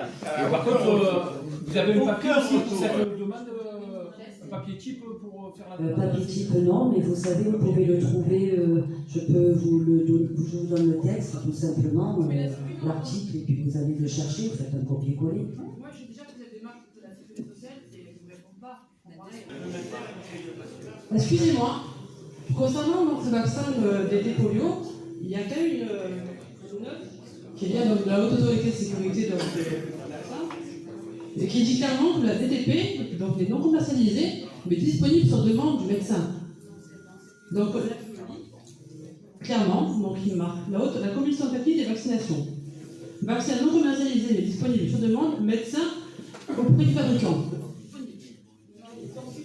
Marqué ici, sur la vaccination, sur la Haute Autorité de Sécurité. Concernant les tests, moi de mon côté, j'ai fait la démarche de la sécurité sociale qui m'a pas répondu. En revanche, ce qui est possible de faire, donc pour chaque parent, moi c'est ce que j'ai fait de mon côté, je fais des tests à mon enfant, j'ai fait donc des prélèvements de cheveux pour savoir s'il y a des problèmes au niveau de l'aluminium, du mercure, ou perturbateurs endocriniens, c'est à nos frais. Pour l'instant, c'est à nos frais. Malheureusement, on doit prouver que notre enfant est parfaitement sain avant les vaccins. On est obligé d'être en bonne santé. Et après le vaccin, on peut faire un autre test, mais c'est à nos frais. Et ça représente une certaine somme, et c'est 300 €. Voilà, mais c'est à nos frais. Mais on est obligé donc de prouver que le petit est en parfaite santé avant d'avoir la vaccination. Et qu'on est robuste. Alors, je vais juste vous expliquer qu'il y a un petit problème même avec ça, parce que ce que vous donnez à manger à vos enfants, il y a des produits dedans qui contiennent déjà des bases d'aluminium, etc. Vous allez exactement. Et donc, vous allez forcément les retrouver dans les cheveux, les ongles. Voilà. Donc, ce qui prouve déjà qu'il y a déjà un empoisonnement à la base de notre alimentation, etc. Et ils se mettront sous couvert de ça à chaque fois. J'ai fait donc les tests en question, il n'y a rien, il n'y a aucun perturbateur endocrinien, donc il les élimine, il n'y a rien, il est parfait. Donc le problème c'est que moi si demain je me fais vacciner, donc je pourrais pour dire que mon enfant est en parfaite santé, mais le problème est toujours le même, c'est qu'on n'a pas l'assurance que l'aluminium est responsable de sa défaillance. Et on n'a pas, et en plus santé c'est même pas une Sophie, ils ont de santé. On ne peut pas compenser derrière un problème de santé. Comment on peut faire dans ces cas? Déjà on le à l'eau. Mais la NSL ou encore la rembourse pas. Aucun problème. Ouais, c'est la pire. J'avais les mêmes avant, j'ai changé. C'est le problème. Oui, non, mais après je comprends ce que vous dites. Mais tout à fait. Et c'est rien, le problème c'est qu'on faire une prise de sang à un enfant de 20 mois, c'est impossible. C'est impossible, moi je veux pas donc torturer mon enfant à faire une prise de sang pour voir si son immunité est correcte ou pas, c'est pas possible. Donc le seul, pour l'instant, prélèvement qu'on fait, c'est les cheveux. Oui. C'est au-delà, je vois pas. Vous l'avez envoyé à quel laboratoire? Toxique. Comment? À Toxique. C'est le laboratoire qui s'occupait des cancers. Il est en France? Il est en France, D'accord. C'est celui qui s'occupait des cancers pédiatriques en France. Voilà. D'accord. C'est le laboratoire citoyen. D'accord. Mais bon, c'est relativement cher. C'est 300 € pour les perturbateurs endocriniens et avec les métaux à l'intérieur. Après, vous savez, c'est séparé. Mais c'est à nos frais. Non, mais rien que ça, c'est immoral. Mais je comprends le problème. C'est pour ça que je vous ai répondu tout à l'heure. Voilà, on peut trouver également chez les nouveau-nés des problèmes d'empoisonnement ou d'intoxication aux métaux lourds, et on se cachera toujours là-dessus. Parce que vous avez soit reçu par l'alimentation, généralement c'est l'alimentation, ou même l'allaitement de la maman le fait aussi. Tout à fait correct. Voilà, donc il y a ce problème-là. Après, le problème c'est justement qu'est-ce qu'on fait quand c'est comme ça. Quelle est l'alternative? Il n'y en a pas en France. Et c'est justement pour ça qu'il faut créer des lois ou des obligations d'État pour permettre justement d'évaluer le taux de métaux lourds chez les enfants, déjà, parce qu'il n'y a pas que l'aluminium. Voilà, l'aluminium qui est très dangereux, on a le manganèse. Vous savez que si on dépasse un certain seuil de manganèse, vous devenez violent, extrêmement violent. C'est prouvé, ça c'est des analyses qui ont été faites par l'armée américaine. C'est donc ça qu'ils mettent dans la bouffe des CRS? Ben ça, le manganèse, on a un taux, si vous voulez, on a un taux déjà dans le corps de manganèse. S'il est dépassé, vous rentrez dans des crises de violence extrême, et c'est pour ça qu'on en retrouve aussi dans les épandages aériens. Voilà. On en retrouve du manganèse, on en retrouve à dose très forte dans certains épandages aériens. Voilà. Alors en France, on vous dit que c'est la théorie du complot, etc. C'est toujours la même rengaine. Depuis le 11 septembre, on entend ça. Les théories du complot, etc. Ça a fait exploser le complotisme. Voilà, on ne peut plus rien dire sans être complotiste, en fait. Voilà. Donc, voilà, le problème est là. On peut pas exposer de problème. Mon médecin, je lui ai appris qu'il y a effectivement dans des accidents vaccinaux, ils ne sont pas formés. Ils ne sont absolument pas formés. Je lui ai montré le tableau donc, du flux alimentaire des États-Unis. Je lui ai montré, je vous ai dit, il y a des décès. Ils sont enregistrés. Il y a des décès. Il me regarde, il me dit, mais non, les vaccins sauvent des vies. Oui, mais c'est toujours. Il n'y a rien qui le prouve. Mais ils ont, en fait, si vous voulez, le problème, c'est que c'est un problème de formatage l'école. Voilà, c'est un programme, hein, l'école, on appelle, on ne sait pas, d'ailleurs ils le disent les profs, hein, c'est au programme ou ça ne l'est pas. Voilà, donc c'est comme ça, vous faites programmer. Eux, ils sont programmés comme ça pour vous répondre de cette manière-là. En fait, c'est un raccourci, c'est un très grand raccourci. Moi, j'ai la chance d'avoir un médecin qui m'ouvre l'esprit. Comment? Moi, j'ai la chance d'avoir un médecin qui m'ouvre l'esprit, donc il ne m'oblige pas. Parce que oui. Je suis très de courant à ce niveau-là, donc il ne tationne pas là-dessus. Mais c'est vrai qu'il faut informer au niveau des médecins. Est-ce que c'est possible de faire une campagne d'information pour tous les médecins et de dire, d'obliger donc les gens à signaler les effets secondaires? Théoriquement, ils sont obligés de le faire. Dans la théorie. Ils ne savent pas. Dans la théorie, théoriquement, pour un vaccin, ils sont obligés de sortir la notice. C'est obligatoire. Hein. Ils sont obligés de sortir la notice, ce qu'ils ne font jamais. Et ils ne vous disent pas les effets secondaires possibles. Tout à fait, les dangers sont marqués, les effets secondaires sont notifiés. Voilà. Alors, quand on vous répond, d'ailleurs, quand une ministre vous dit que les vaccins ne sont pas dangereux, c'est un mensonge énorme qui est fait, puisque vous avez le contraire qui est notifié dans une notice d'utilisation. Voilà, donc, vous voyez bien le problème qu'on a. Le problème qu'on a, c'est qu'on est en face de menteurs. On est en face de menteurs. Et donc, voilà, moi je parle cru, hein, je me fous des procès, ils peuvent me faire un procès s'ils veulent. De toute façon, je ne risque rien, mais je m'en fous, en fait. Le problème, c'est qu'on arrive tellement à être. Le problème, c'est qu'on a affaire à des menteurs. C'est tout. On le voit partout maintenant, on le voit en politique, on le voit dans l'État, on le voit chez les grands magistrats, il y a des problèmes partout. Et le problème, c'est que qu'est-ce qu'il nous reste pour nous défendre? Parce que plus ça avance, plus nos libertés fondamentales sont écrasées, sont littéralement écrasées, pardon. Répondez à une maman qui vous dit, mettons que vous soyez le docteur. Bonsoir. Là, quand des enfants qui sont non vaccinés, oui. donc on est pénalisé justement, donc on va le mettre dans des écoles, des crèches, tout ça. Est-ce que rien que ça, c'est pas une forme de discrimination, parce qu'on ne peut pas porter plainte contre l'État ou faire un recours, je ne sais pas. Il y a ça, et puis je vais vous dire, moi, ce qui me paraît un petit peu logique, c'est que si il y a des enfants vaccinés, hein, par choix, les autres ne disent rien.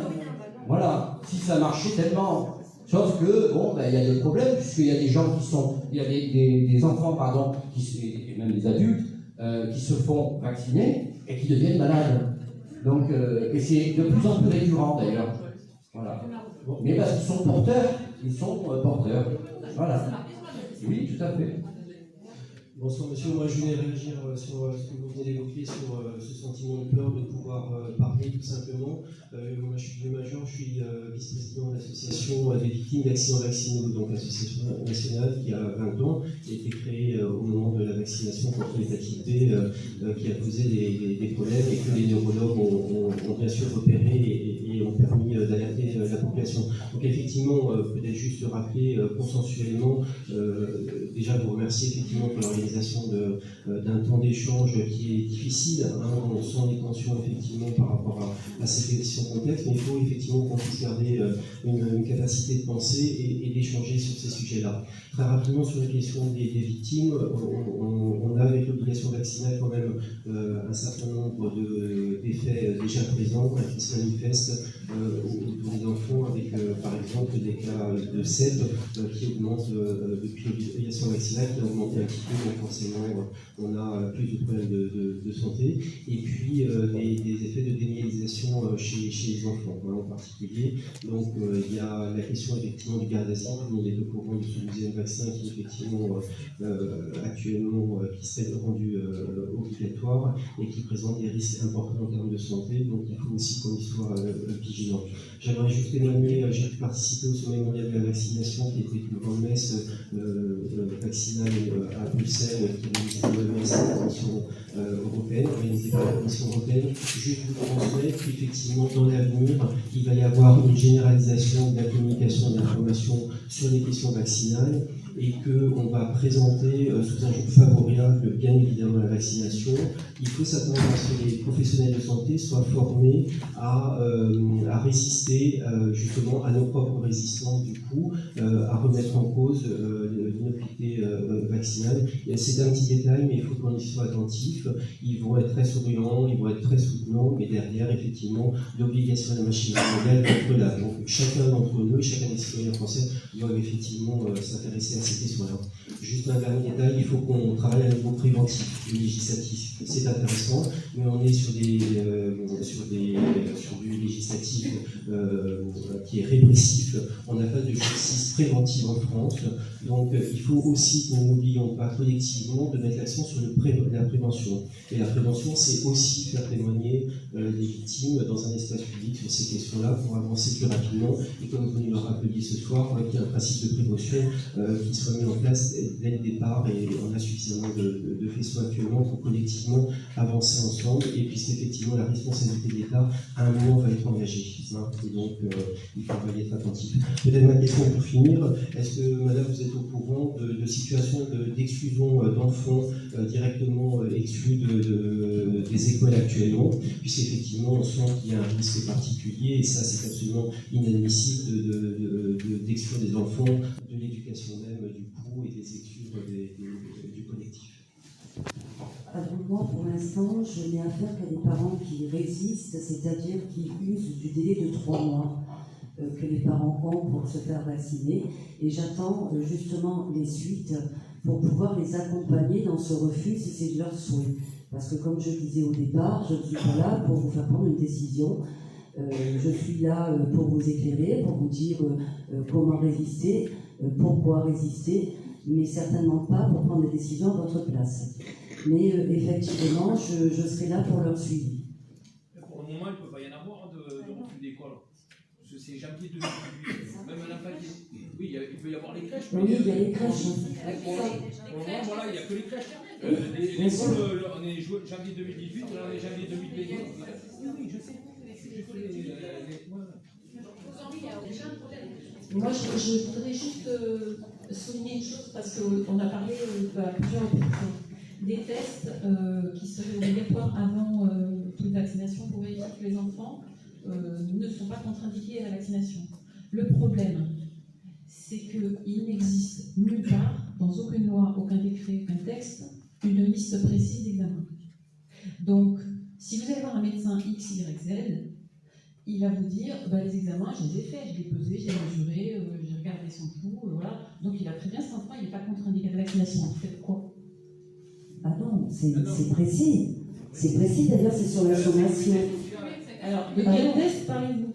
Alors, il va vous le citer directement, puisque c'est sur la sommation.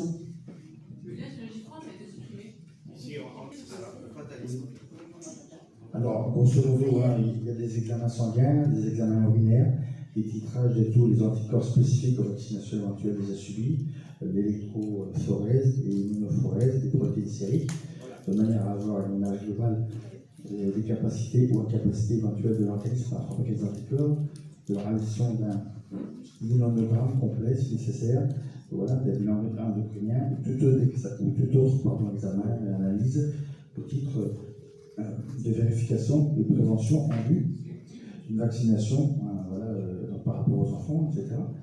Mais donc déjà, avec ça, ça vous fait déjà un petit peu un certain nombre d'examens par rapport justement aux effets, comment dirais-je,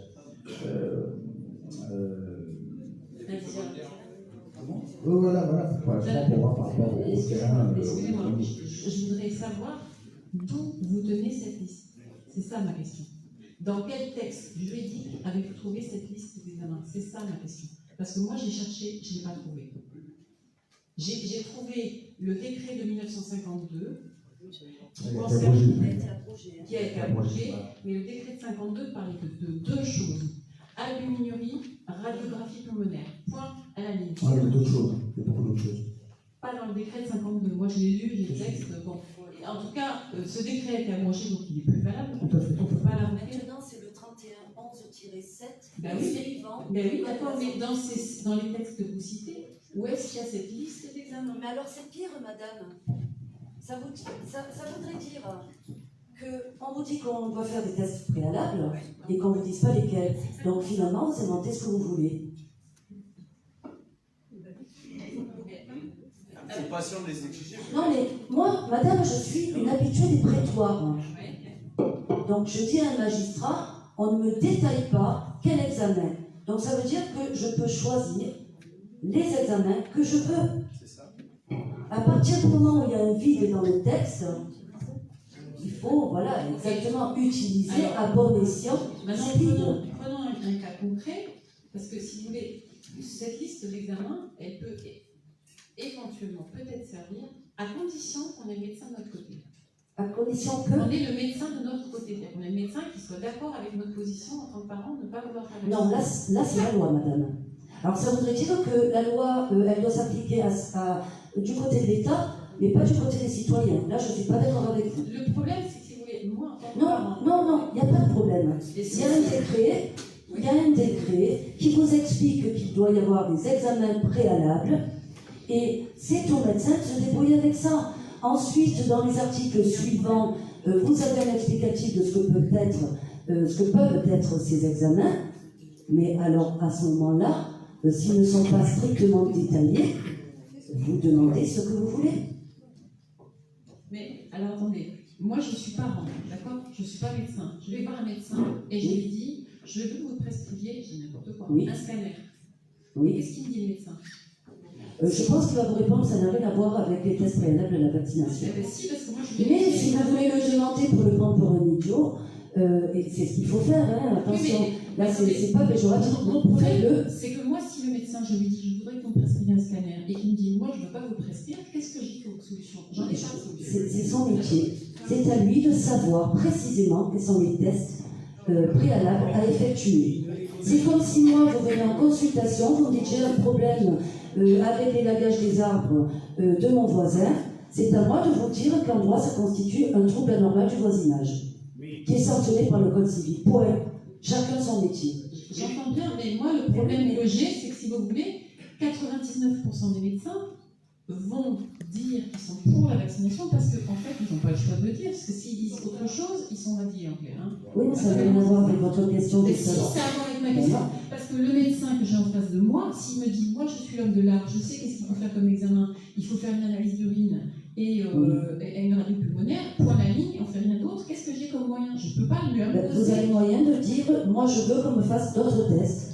Comme vous avez le moyen, lorsque vous allez voir votre médecin pour un check-up, comme on dit dans le jargon médical, et que vous dites, est-ce que vous pourriez me rajouter une radio des poumons? Est-ce que je m'inquiète un peu pour mes reins? Est-ce que vous pourriez me faire voilà, une échographie des reins? Mais je ne comprends pas comment on peut être résigné au point de ne rien demander à son médecin. Mais c'est pas du tout ce que je suis en train de vous dire. Mais non, ce que je suis en train de vous dire, c'est que si le médecin que j'ai en face de moi ne veut pas me signer ses ordonnances et des examens, je n'ai aucun pouvoir. Ben si. Vous avez la preuve que vous êtes allé voir ce médecin, il ne vous fait pas les tests préalables, donc pas d'obligation vaccinale. C'est pas plus compliqué que ça. Ou alors vous allez en voir un autre. En attendant, je ne pourrais toujours pas inscrire mon enfant pour les. Moi, je vous donne ce que nous avons. Ah si, à partir du moment où c'est pas vous qui refusez la vaccination, que c'est le médecin qui ne remplit pas son obligation, c'est pas vous, donc on ne peut pas vous refuser votre enfant. C'est ce qui se passe. Ah, ben, écoutez, moi en tout cas, j'ai pas eu ce cas-là parce que je vous assure que ça ne se peut pas terminer comme ça. Le problème, c'est comment le prouver que le médecin. Mais nous avons donné ça à la sécurité sociale, à la CPAM, et la CPAM ne répond jamais. Donc les parents arrivent à ça avec ce document à l'école, avec 10 tests, contrairement à ce que dit la dame, moi nous les avons, les documents. Voilà. Moi je vous donnerai mon numéro de téléphone, vous me demanderez de vous l'envoyer et vous servirez les parents. Comme ça ce sera concret, ils seront protégés, puisque le médecin ne le veut pas. Les médecins ne veulent rien signer. Ils veulent vacciner l'enfant, le reste ils ne veulent pas ça. Alors, pour répondre à la question comment on prouve, il y a un principe bien établi en droit pénal, parce qu'il ne faut pas oublier que vous risquez une condamnation qui relève du pénal, d'accord? Le mode de preuve est libre. Ça veut dire que vous pouvez enregistrer votre consultation si vous êtes persuadé que de toute façon, quand bien même vous enregistrez, on sait qu'en matière civile c'est interdit. D'accord? À ce moment-là, vous effacez l'enregistrement, c'est pas un souci. Par contre, si c'est un refus, là, pour vous défendre, vous avez le droit de délivrer cet enregistrement, tout simplement. C'est ce qui se passe dans les tribunaux tous les jours. Les gens qui s'enregistrent. À partir du moment où ça relève du pénal, vous avez le droit de délivrer cet enregistrement. Il n'y a qu'en matière civile qui ne sont pas recevables. Est-ce que la présence d'un témoin est aussi... Ah oui, bien sûr, bien sûr. Et oui, on le fait. Vous pouvez y aller avec quelqu'un qui témoigne de ce que vous avez demandé, quelle a été votre conversation avec ce médecin qui refuse de vous faire faire ces tests. Et nous portons plainte et ça paye souvent parce qu'ils n'aiment pas aller au tribunal. Je vous assure que nous avons 3 cas concrets où les professeurs, les instituteurs plutôt, les crèches ont eu peur et le lendemain dire à la personne, madame, amenez votre enfant, nous ne voulons pas d'histoire. Voilà, et on le prend, pas de problème. Il faut être gonflé, il le sort eux. Il faut résister, monsieur, vous êtes un bon résistant en tout cas. Ah putain, ici avec l'air, il y a aussi la chanson. Non mais c'est vrai que c'est délicat, comme cette dame, ça fait 20 ans qu'elle se bat, donc c'est pas Je évident. voulais aussi vous dire une chose par rapport à tout ça pour le test. En effet, les meilleurs tests que vous pouvez faire, c'est vous regardez le type des effets secondaires des vaccins. Et je crois que vous aurez un début de liste pour pouvoir effectuer des examens par rapport au test. Le souci, c'est que même en admettant que je trouve un médecin qui veuille prescrire tous les examens dont vous parlez, les examens reviennent normaux, donc le médecin me dit la vaccination n'est pas compliquée, ok, on vaccine mon enfant, il me qu'est-ce que je fais? Il est mort, quoi, il est mort. Moi, j'ai des cas avec des enfants qui sont morts dans les 24 heures de la vaccination. Donc, d'une part, il y a ça. D'autre part, il y a des enfants, je ne sais pas ce qui est le pire d'ailleurs, des enfants qui sont polyhandicapés. Donc, il y a un enfant qui était sain, qui du jour au lendemain est avec un handicap super lourd. Les familles sont monopolisées par les soins médicaux qu'ils doivent donner à leur enfant. Ils n'ont même pas le temps, pour la plupart, de s'investir dans une lutte judiciaire. Donc, il y en a énormément qui renoncent à des luttes parce qu'ils sont tellement omnibilés par les soins qu'ils essayent de donner à leur enfant pour améliorer sa situation. Voilà, moi, c'est ça les témoignages que j'ai tous les jours. Avec des enfants qui ont eu un accident super grave et un médecin hospitalier qui dit s'il ne faut pas vacciner votre enfant, moi j'appelle la PMI, il est mis en famille d'accueil la semaine prochaine. C'est du chauffage, mais c'est à ça que les parents sont confrontés. Oui, c'est vrai. Je le confirme. J'ai exercé la même profession d'avocat pendant 36 ans et je confirme absolument ce qui vient d'être dit. La plupart des médecins ont la trouille eux-mêmes, ils ne vont rien signer du tout. Et au bout du compte, d'ailleurs, même si on a des examens, des tests, etc., je pense que les pouvoirs publics au niveau de l'école, au niveau de l'inscription à l'école, certes, on peut inscrire l'enfant, mais au bout des 3 mois, je suis impatient de savoir ce qui va se passer. Parce que moi, je veux bien, j'entends ce que vous dites, du fait qu'il peut y avoir une réplique pénale. Mais je pense que notre gouvernement actuel est bien plus malin et qu'il ne se servira pas tellement de la réplique pénale. On ne va pas trop envoyer les gens en correctionnel. On en voit, mais c'est pas très fréquent. Par contre, la réplique sociale, c'est-à-dire que votre gamin, vous allez faire un recours au tribunal administratif et contre je ne sais qui et je ne sais quoi, et pendant ce temps-là, votre gamin, il ne sera pas à l'école. Et que là, moi, je suis très pessimiste. Pardon, certes, je suis d'accord, il faut résister et faire tout ce qu'il est possible de faire. Pardonnez-moi, je ne me suis pas présenté, je m'appelle Thierry Benoît et je fais partie de la Ligue pour la liberté des vaccinations, qui est une très vieille dame, qui est née en 1953 ou 54 ou quelque chose comme ça. Mais le problème actuel, il est social. Hein, et j'ai très peur de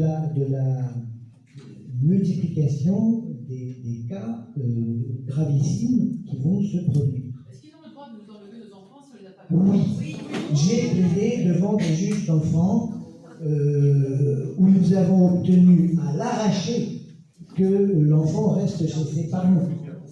Hein, j'en témoigne de ça. Hein. Voilà, alors je voudrais simplement, en 2 minutes, dire autre chose aussi.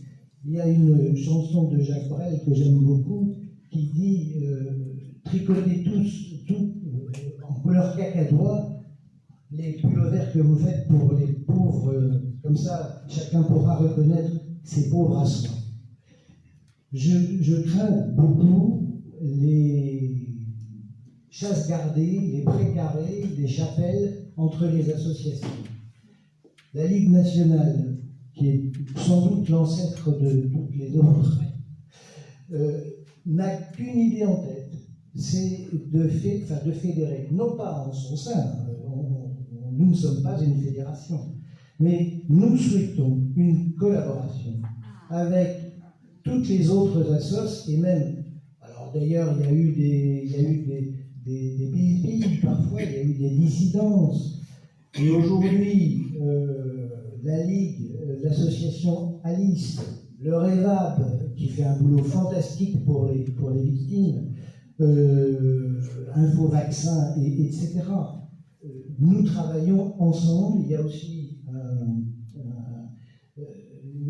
un chapeau européen qui nous permet aussi de nous retrouver. J'oublie le titre parce que EELV ou Forum, enfin bref, sur la vigilance vaccinale. Et nous souhaitons absolument travailler ensemble. Par exemple, vous êtes allé au Conseil d'État, on y était allé aussi. Il aurait peut-être été plus sympathique d'y aller ensemble. Et ben voilà. C'est pas faute d'avoir lancé des appels sur Internet. J'ai répondu quand même à vos mails. Ah, mais tout à fait. Voilà, et je vous disais que justement, Seigneur Fidélis, sa vocation à fédérer aussi, n'a pas vocation à rester isolé. Je ne vois pas le but. D'ailleurs, lorsqu'il y a des actions sur terrain, si toutes les associations ainsi rassemblées se rendent à cette manifestation ou ce rassemblement, ben là, c'est... Alors, on avait organisé des manifs d'ailleurs en fin 2017. Et je voudrais dire un cas qui nous est arrivé il y a 2 jours. Des parents, je vois que leur gamin ne va pas bien, il y a un souci. Téléphone à leur médecin habituel, il est en vacances. Du coup, il téléphone à l'hôpital. La secrétaire de l'hôpital demande des renseignements, que je trouve normal, bon, le nom, prénom, etc. L'âge, l'enfant qu'il a jour des vaccins. Jusque-là, ça ne choque pas. Mais comme les parents répondent non, nous ne sommes pas à jour des vaccins. On leur a demandé ni pour qui, ni pourquoi, ni comment, ni qu'est-ce. Ah ben alors le médecin ne pourra pas s'occuper de lui. Au téléphone, à l'hôpital. Et les parents ont insisté, ils ont obtenu d'avoir le médecin lui-même au téléphone, qui a eu exactement la même attitude. Mais non, elle n'a même pas cherché à savoir quels étaient les symptômes de l'enfant. Pas vacciné, dehors. Est-ce que c'est légal? Heureusement que ça n'était pas gravissime. Bon. Donc là, nous avons déposé plainte devant le Conseil national de l'ordre et nous envisageons très sérieusement de déposer plainte pour non-assistance à personne en danger, etc., devant un juge d'instruction. Voilà.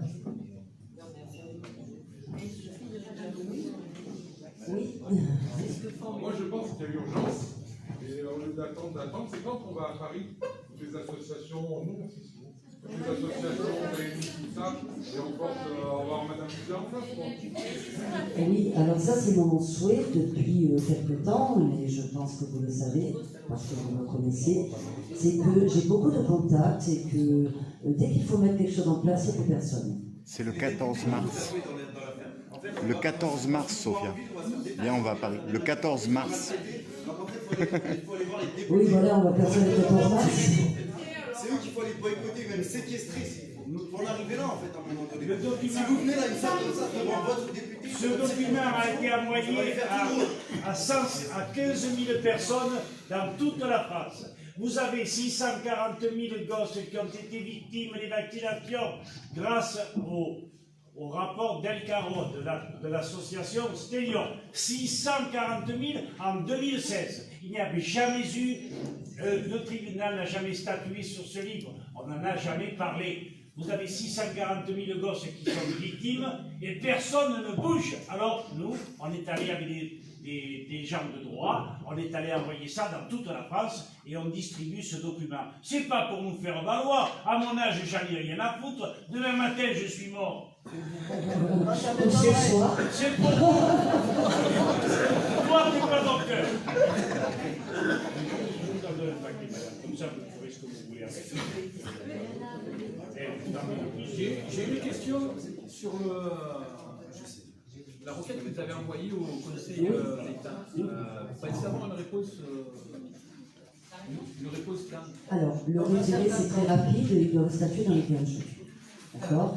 Et pour la requête au fond, ça varie entre 8 et 11 mois. Parce que bon, nous, je ne cache pas que le compteur tourne. Oui. Mais c'est pour ça qu'il faut résister avec les outils que l'on peut vous donner, là, immédiatement après la conférence, dans l'attente de. Après, je crois qu'il ne faut pas toujours tout attendre de la justice. On sait que la justice n'est pas toujours justice. Mais je crois justement, comme disaient messieurs, la fédération de toutes ces associations pour avoir du poids, pour être reçus, pour faire des actions terrain, les actions judiciaires aussi, être tous ensemble. Mais disons que là, votre enquête a peut-être des chances d'aboutir parce que, a priori, le Conseil d'État, ça fait 2 jours, ça fait 3 jours et 3 choses avec le gouvernement que... Oui, il paraîtrait que ça se rebelle un tout petit peu, mais maintenant je pense que ça dépend des sujets aussi. Et on part de tellement loin. On part de tellement loin qu'il y en a encore beaucoup des sujets à passer au Conseil d'État. Mais si on change de président, on peut changer de loi, non? Mais même sans changer de président. Je crois qu'il faut juste ne pas se laisser faire et continuer à porter ses actions et à être déterminé jusqu'au bout. C'est tout. Parce qu'après, vous savez, ils n'ont pas attendu que vous ne vacciniez pas ces enfants pour placer abusivement ces enfants. Voilà, le placement abusif existe pour autre chose que les vaccins. Moi, j'ai ma petite fille qui, à 4 mois, a été vaccinée, comme vous, comme moi. Donc, Moi, non. Non, mais pas fait. Le vaccin qui était obligatoire dans le temps. Donc, quand elle ira à l'école, elle n'est pas en règle. Vous venez de me dire qu'elle a été vaccinée. Elle a été vaccinée comme moi je l'ai été, Ah, mes parents vous voulez dire l'ont été. les vaccins qui étaient obligatoires, déjà les 3 vaccins obligatoires. Ah ben non, ils vont lui demander les 8 autres vaccins. D'accord. C'est bien le sujet de ce soir. Elle n'a pas pu avoir seulement les 3 vaccins. Ah ben, je vous garantis qu'elle les a eus. Quand je vous ai interviewé tout à l'heure, ça m'a interrogé parce que j'ai dit c'est pas possible. Non, il n'y a plus de DTP. Ben, je suis désolée, mais elle Il faut le faire venir de l'étranger. C'est pas grave. Je voulais savoir, maître, le référé que vous allez faire, que vous avez déjà fait, je sais pas. Est-ce qu'il est suspensif par rapport à ce qui est déjà passé au niveau de loi? Alors, le référé, oui. Justement, ce que l'on demande, c'est la suspension de l'obligation des 11 vaccins pour les enfants. D'accord? Et la requête, elle, c'est en annulation. C'est pour annuler le décret qui rend obligatoire ces vaccins. D'accord. Mais alors, est-ce que pendant cette période, c'est suspensif, est-ce qu'on peut... Alors, non, pardon, on s'est mal compris. Je fais une requête pour suspendre. Ah, voilà. Mais le fait de l'adresser ne suspend pas. Non, non. Justement, ces requêtes en référé, c'est pour suspendre en attendant la décision au fond. D'accord. Moi, j'ai ma fille qui a un bébé de 15 mois. Et donc, elle a un peu traîné la patte, comme chez nous. Il a 15 mois et il n'était pas encore vacciné. Mais là, le médecin de la crèche lui a donné 3 mois pour tout faire. Oui, voilà, c'est ce Et que il je vient à la dis. fin de la lettre, alors il n'y a pas en plus, c'est une lettre qui est même contestable parce qu'on se demande si c'est bien lui, il n'y a même pas de tampon, ni médecin, ni rien qui justifie. Et il lui met, c'est la condition sine qua non pour que votre enfant reste en structure. Vous envoyez une réponse avec 2 cartouches et vous dites ici il y a rien quoi que ce soit. Alors, s'il est capable d'écrire ça, il sera capable de signer le document que je viens de faire passer. Voilà. Et ça, je vous assure que ce sera une autre histoire. Moi, je pense que je vais demander à ma fille, et, enfin, je vais aller avec elle, et on va être deux, on entend ce qu'il va dire. Voilà. Bravo, madame. Ce qu'il va falloir faire.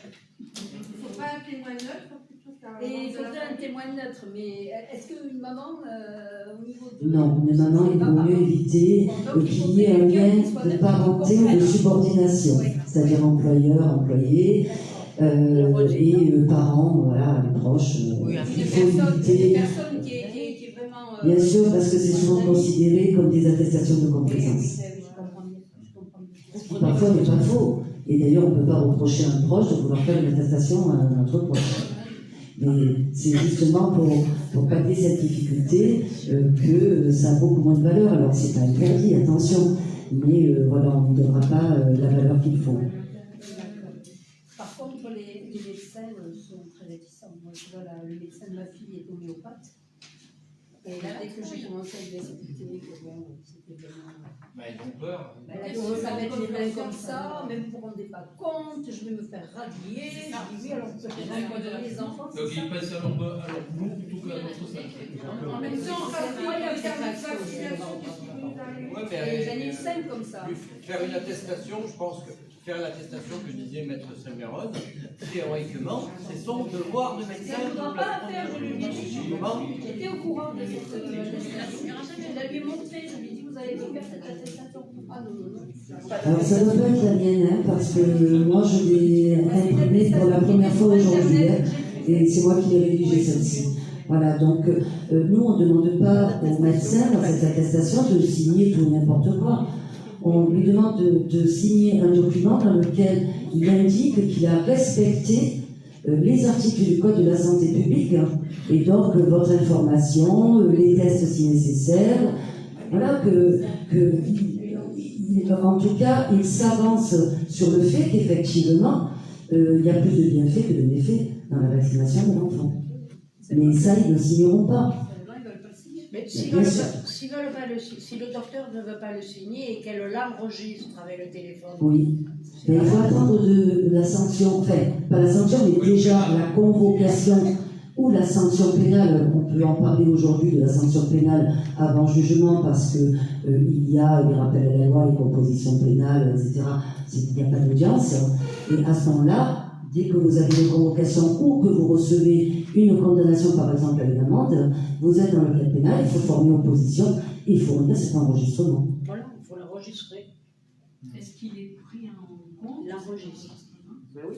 À partir du moment où c'est pénal, c'est pour ça que j'expliquais qu'il fallait attendre voilà, d'avoir une convocation ou de recevoir sa composition pénale ou son rappel à la loi. Et est-ce que, maître, excusez-moi, je vais vous poser une question. Est-ce qu'avec une sommation au médecin, ayant refusé justement de signer ce papier, est-ce qu'il n'y aurait pas justement une pression faite sur le médecin pour qu'il nous dise, mais attendez, je vous ai donné un papier tout à fait neutre, quoi. Voilà. Comment ça se fait que vous ne m'avez pas répondu en tant que médecin?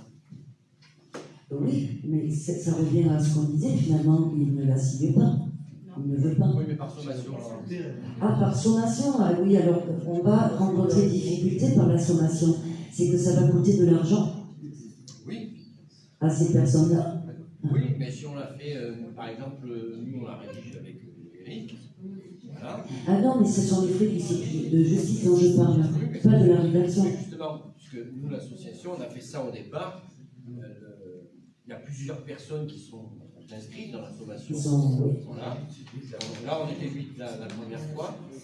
C'est l'association qui paye. Mais alors qu'il y ait 100 personnes, ou alors une seule personne, le prix reste le même. Ben, bien sûr que non, puisque... pour nous, oui. Mais non, mais l'huissier de justice, il va se déplacer dans plusieurs régions. Non. Et en plus, il y a des territoires pour les huissiers de justice. Non, parce qu'en fait, ils ont un collectif. Ah, qui te voit tout alors. Ils ont un réseau de... Il y a un réseau d'huissiers de justice territorialement compétent qui délivre les sommations. Exactement. Voilà. Oui, à ce moment-là, bien sûr. Oui. C'était ma question. Voilà. Par sommation. Vous me donnerez vos coordonnées? Parce que pour ma fille est dans l'association, mais non, je l'ai vu ça bien. Oui, c'est l'association Évidence. Oui, l'association Évidence. Alors, je ne sais pas si tu as pris des... Non, mais surtout lui donner les coordonnées du Voilà, c'est pour les coordonnées. Moi, j'aurais une question. C'est pour les droits et la protection d'enfance. Voilà, je ne sais pas si je vais réussir à bien m'expliquer. Moi, tous les cas que j'entends, d'enfants qui ont été vaccinés, décédés, ça fait vachement flipper. Alors, moi, je veux protéger mes enfants, ils ont 20 mois. Légalement, jusqu'à leur majorité, c'est moi qui les protège. Là, l'État, il compte pour la protection de mes enfants. Oui. Oui, mais Oui. Oui, c'est écrit d'ailleurs sur la sommation et dans ma requête. Est-ce qu'on peut pas saisir Que- Est-ce que je fais en tant que parent, parce que moi j'ai un peu aggravé quand même, je suis gilet jaune, les gilets jaunes, on veut les gommer, hein. Donc, L'État, normalement, se porte garant de la santé. Oui, sauf que c'est sur ce même fondement. Oui, mais le problème, c'est que c'est sur ce même fondement qu'ils obligent à la vaccination. En disant, voilà, c'est une question de santé publique. des décès et des maladies graves. Donc, ils mettent mes enfants en danger. Ah, tout à fait. Donc, moi, je ne peux pas. C'est un non-sens, mais c'est non-assistance à une personne en danger. Non, c'est mise en danger, David Autry. Alors, ce n'est pas une non-assistance en droit, hein, ça ne rentre pas dans le cadre juridique de la non-assistance à personne en danger, mais par contre, selon les répercussions de ces vaccins, voilà, on a la mise en danger de la vie d'autrui et voire pire l'empoisonnement. En tout cas, au moins l'injection de substances nuisibles pour la santé. Il y a des faits réels qui ne peuvent pas contester quand même, qui sont avérés. Sur l'hépatite B, il y a la sclérose en plaques aussi. Le problème avec la vaccination, il y a... On est tous différents, on a tous un corps différent, une façon de réagir différente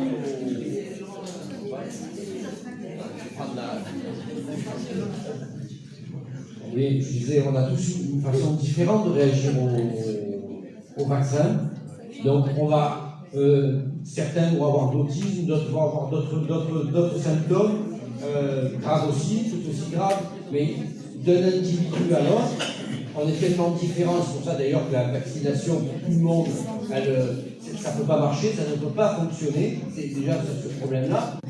Théoriquement, on ne pourrait pas l'être. Oui, mais alors là, du coup, l'État français, c'est une fumisterie, la protection de la Il y a un conflit d'intérêt, tout est économique. Oui. Voilà. Quand on a compris ça, on se pose moins de questions. Contre sur ce que les sérieux se sont battus, que je ne comprends pas, là. Je vis une autre époque, là. La chasse aux sorcières. Nous avons le droit, mais ils ont C'est tout. Et si un enfant est placé abusivement parce que la maman n'a pas fait les vaccins, quel est notre fait? Parce que ma fille, on lui met la pression là. Elle est maman célibataire. C'est un parcours du combattant. Et elle a une grand-mère chez les jeunes aussi, donc voilà. Alors, Moi, ça me fait peur pour elle. le recours, pour une fois, je vais faire de la publicité pour mes confrères, c'est de prendre très vite un avocat. Je vais vous dire pourquoi. Parce que je suis habituée à ces dossiers de placement abusif d'enfants. Donc j'ai beaucoup de clients, mais qui malheureusement sont venus bien après me voir me consulter. Et je leur explique à chaque fois que si elles ne se défendent pas dès le départ, alors je dis elles parce que ce sont essentiellement des femmes que j'ai reçues, c'est fini, le doigt est mis dans l'engrenage, on est dans le système, c'est terminé. Quels que soient les arguments, quelles que soient les actions, l'ASE gagne trop d'argent, hein, c'est 6 000 € par enfant, pour vous les restituer.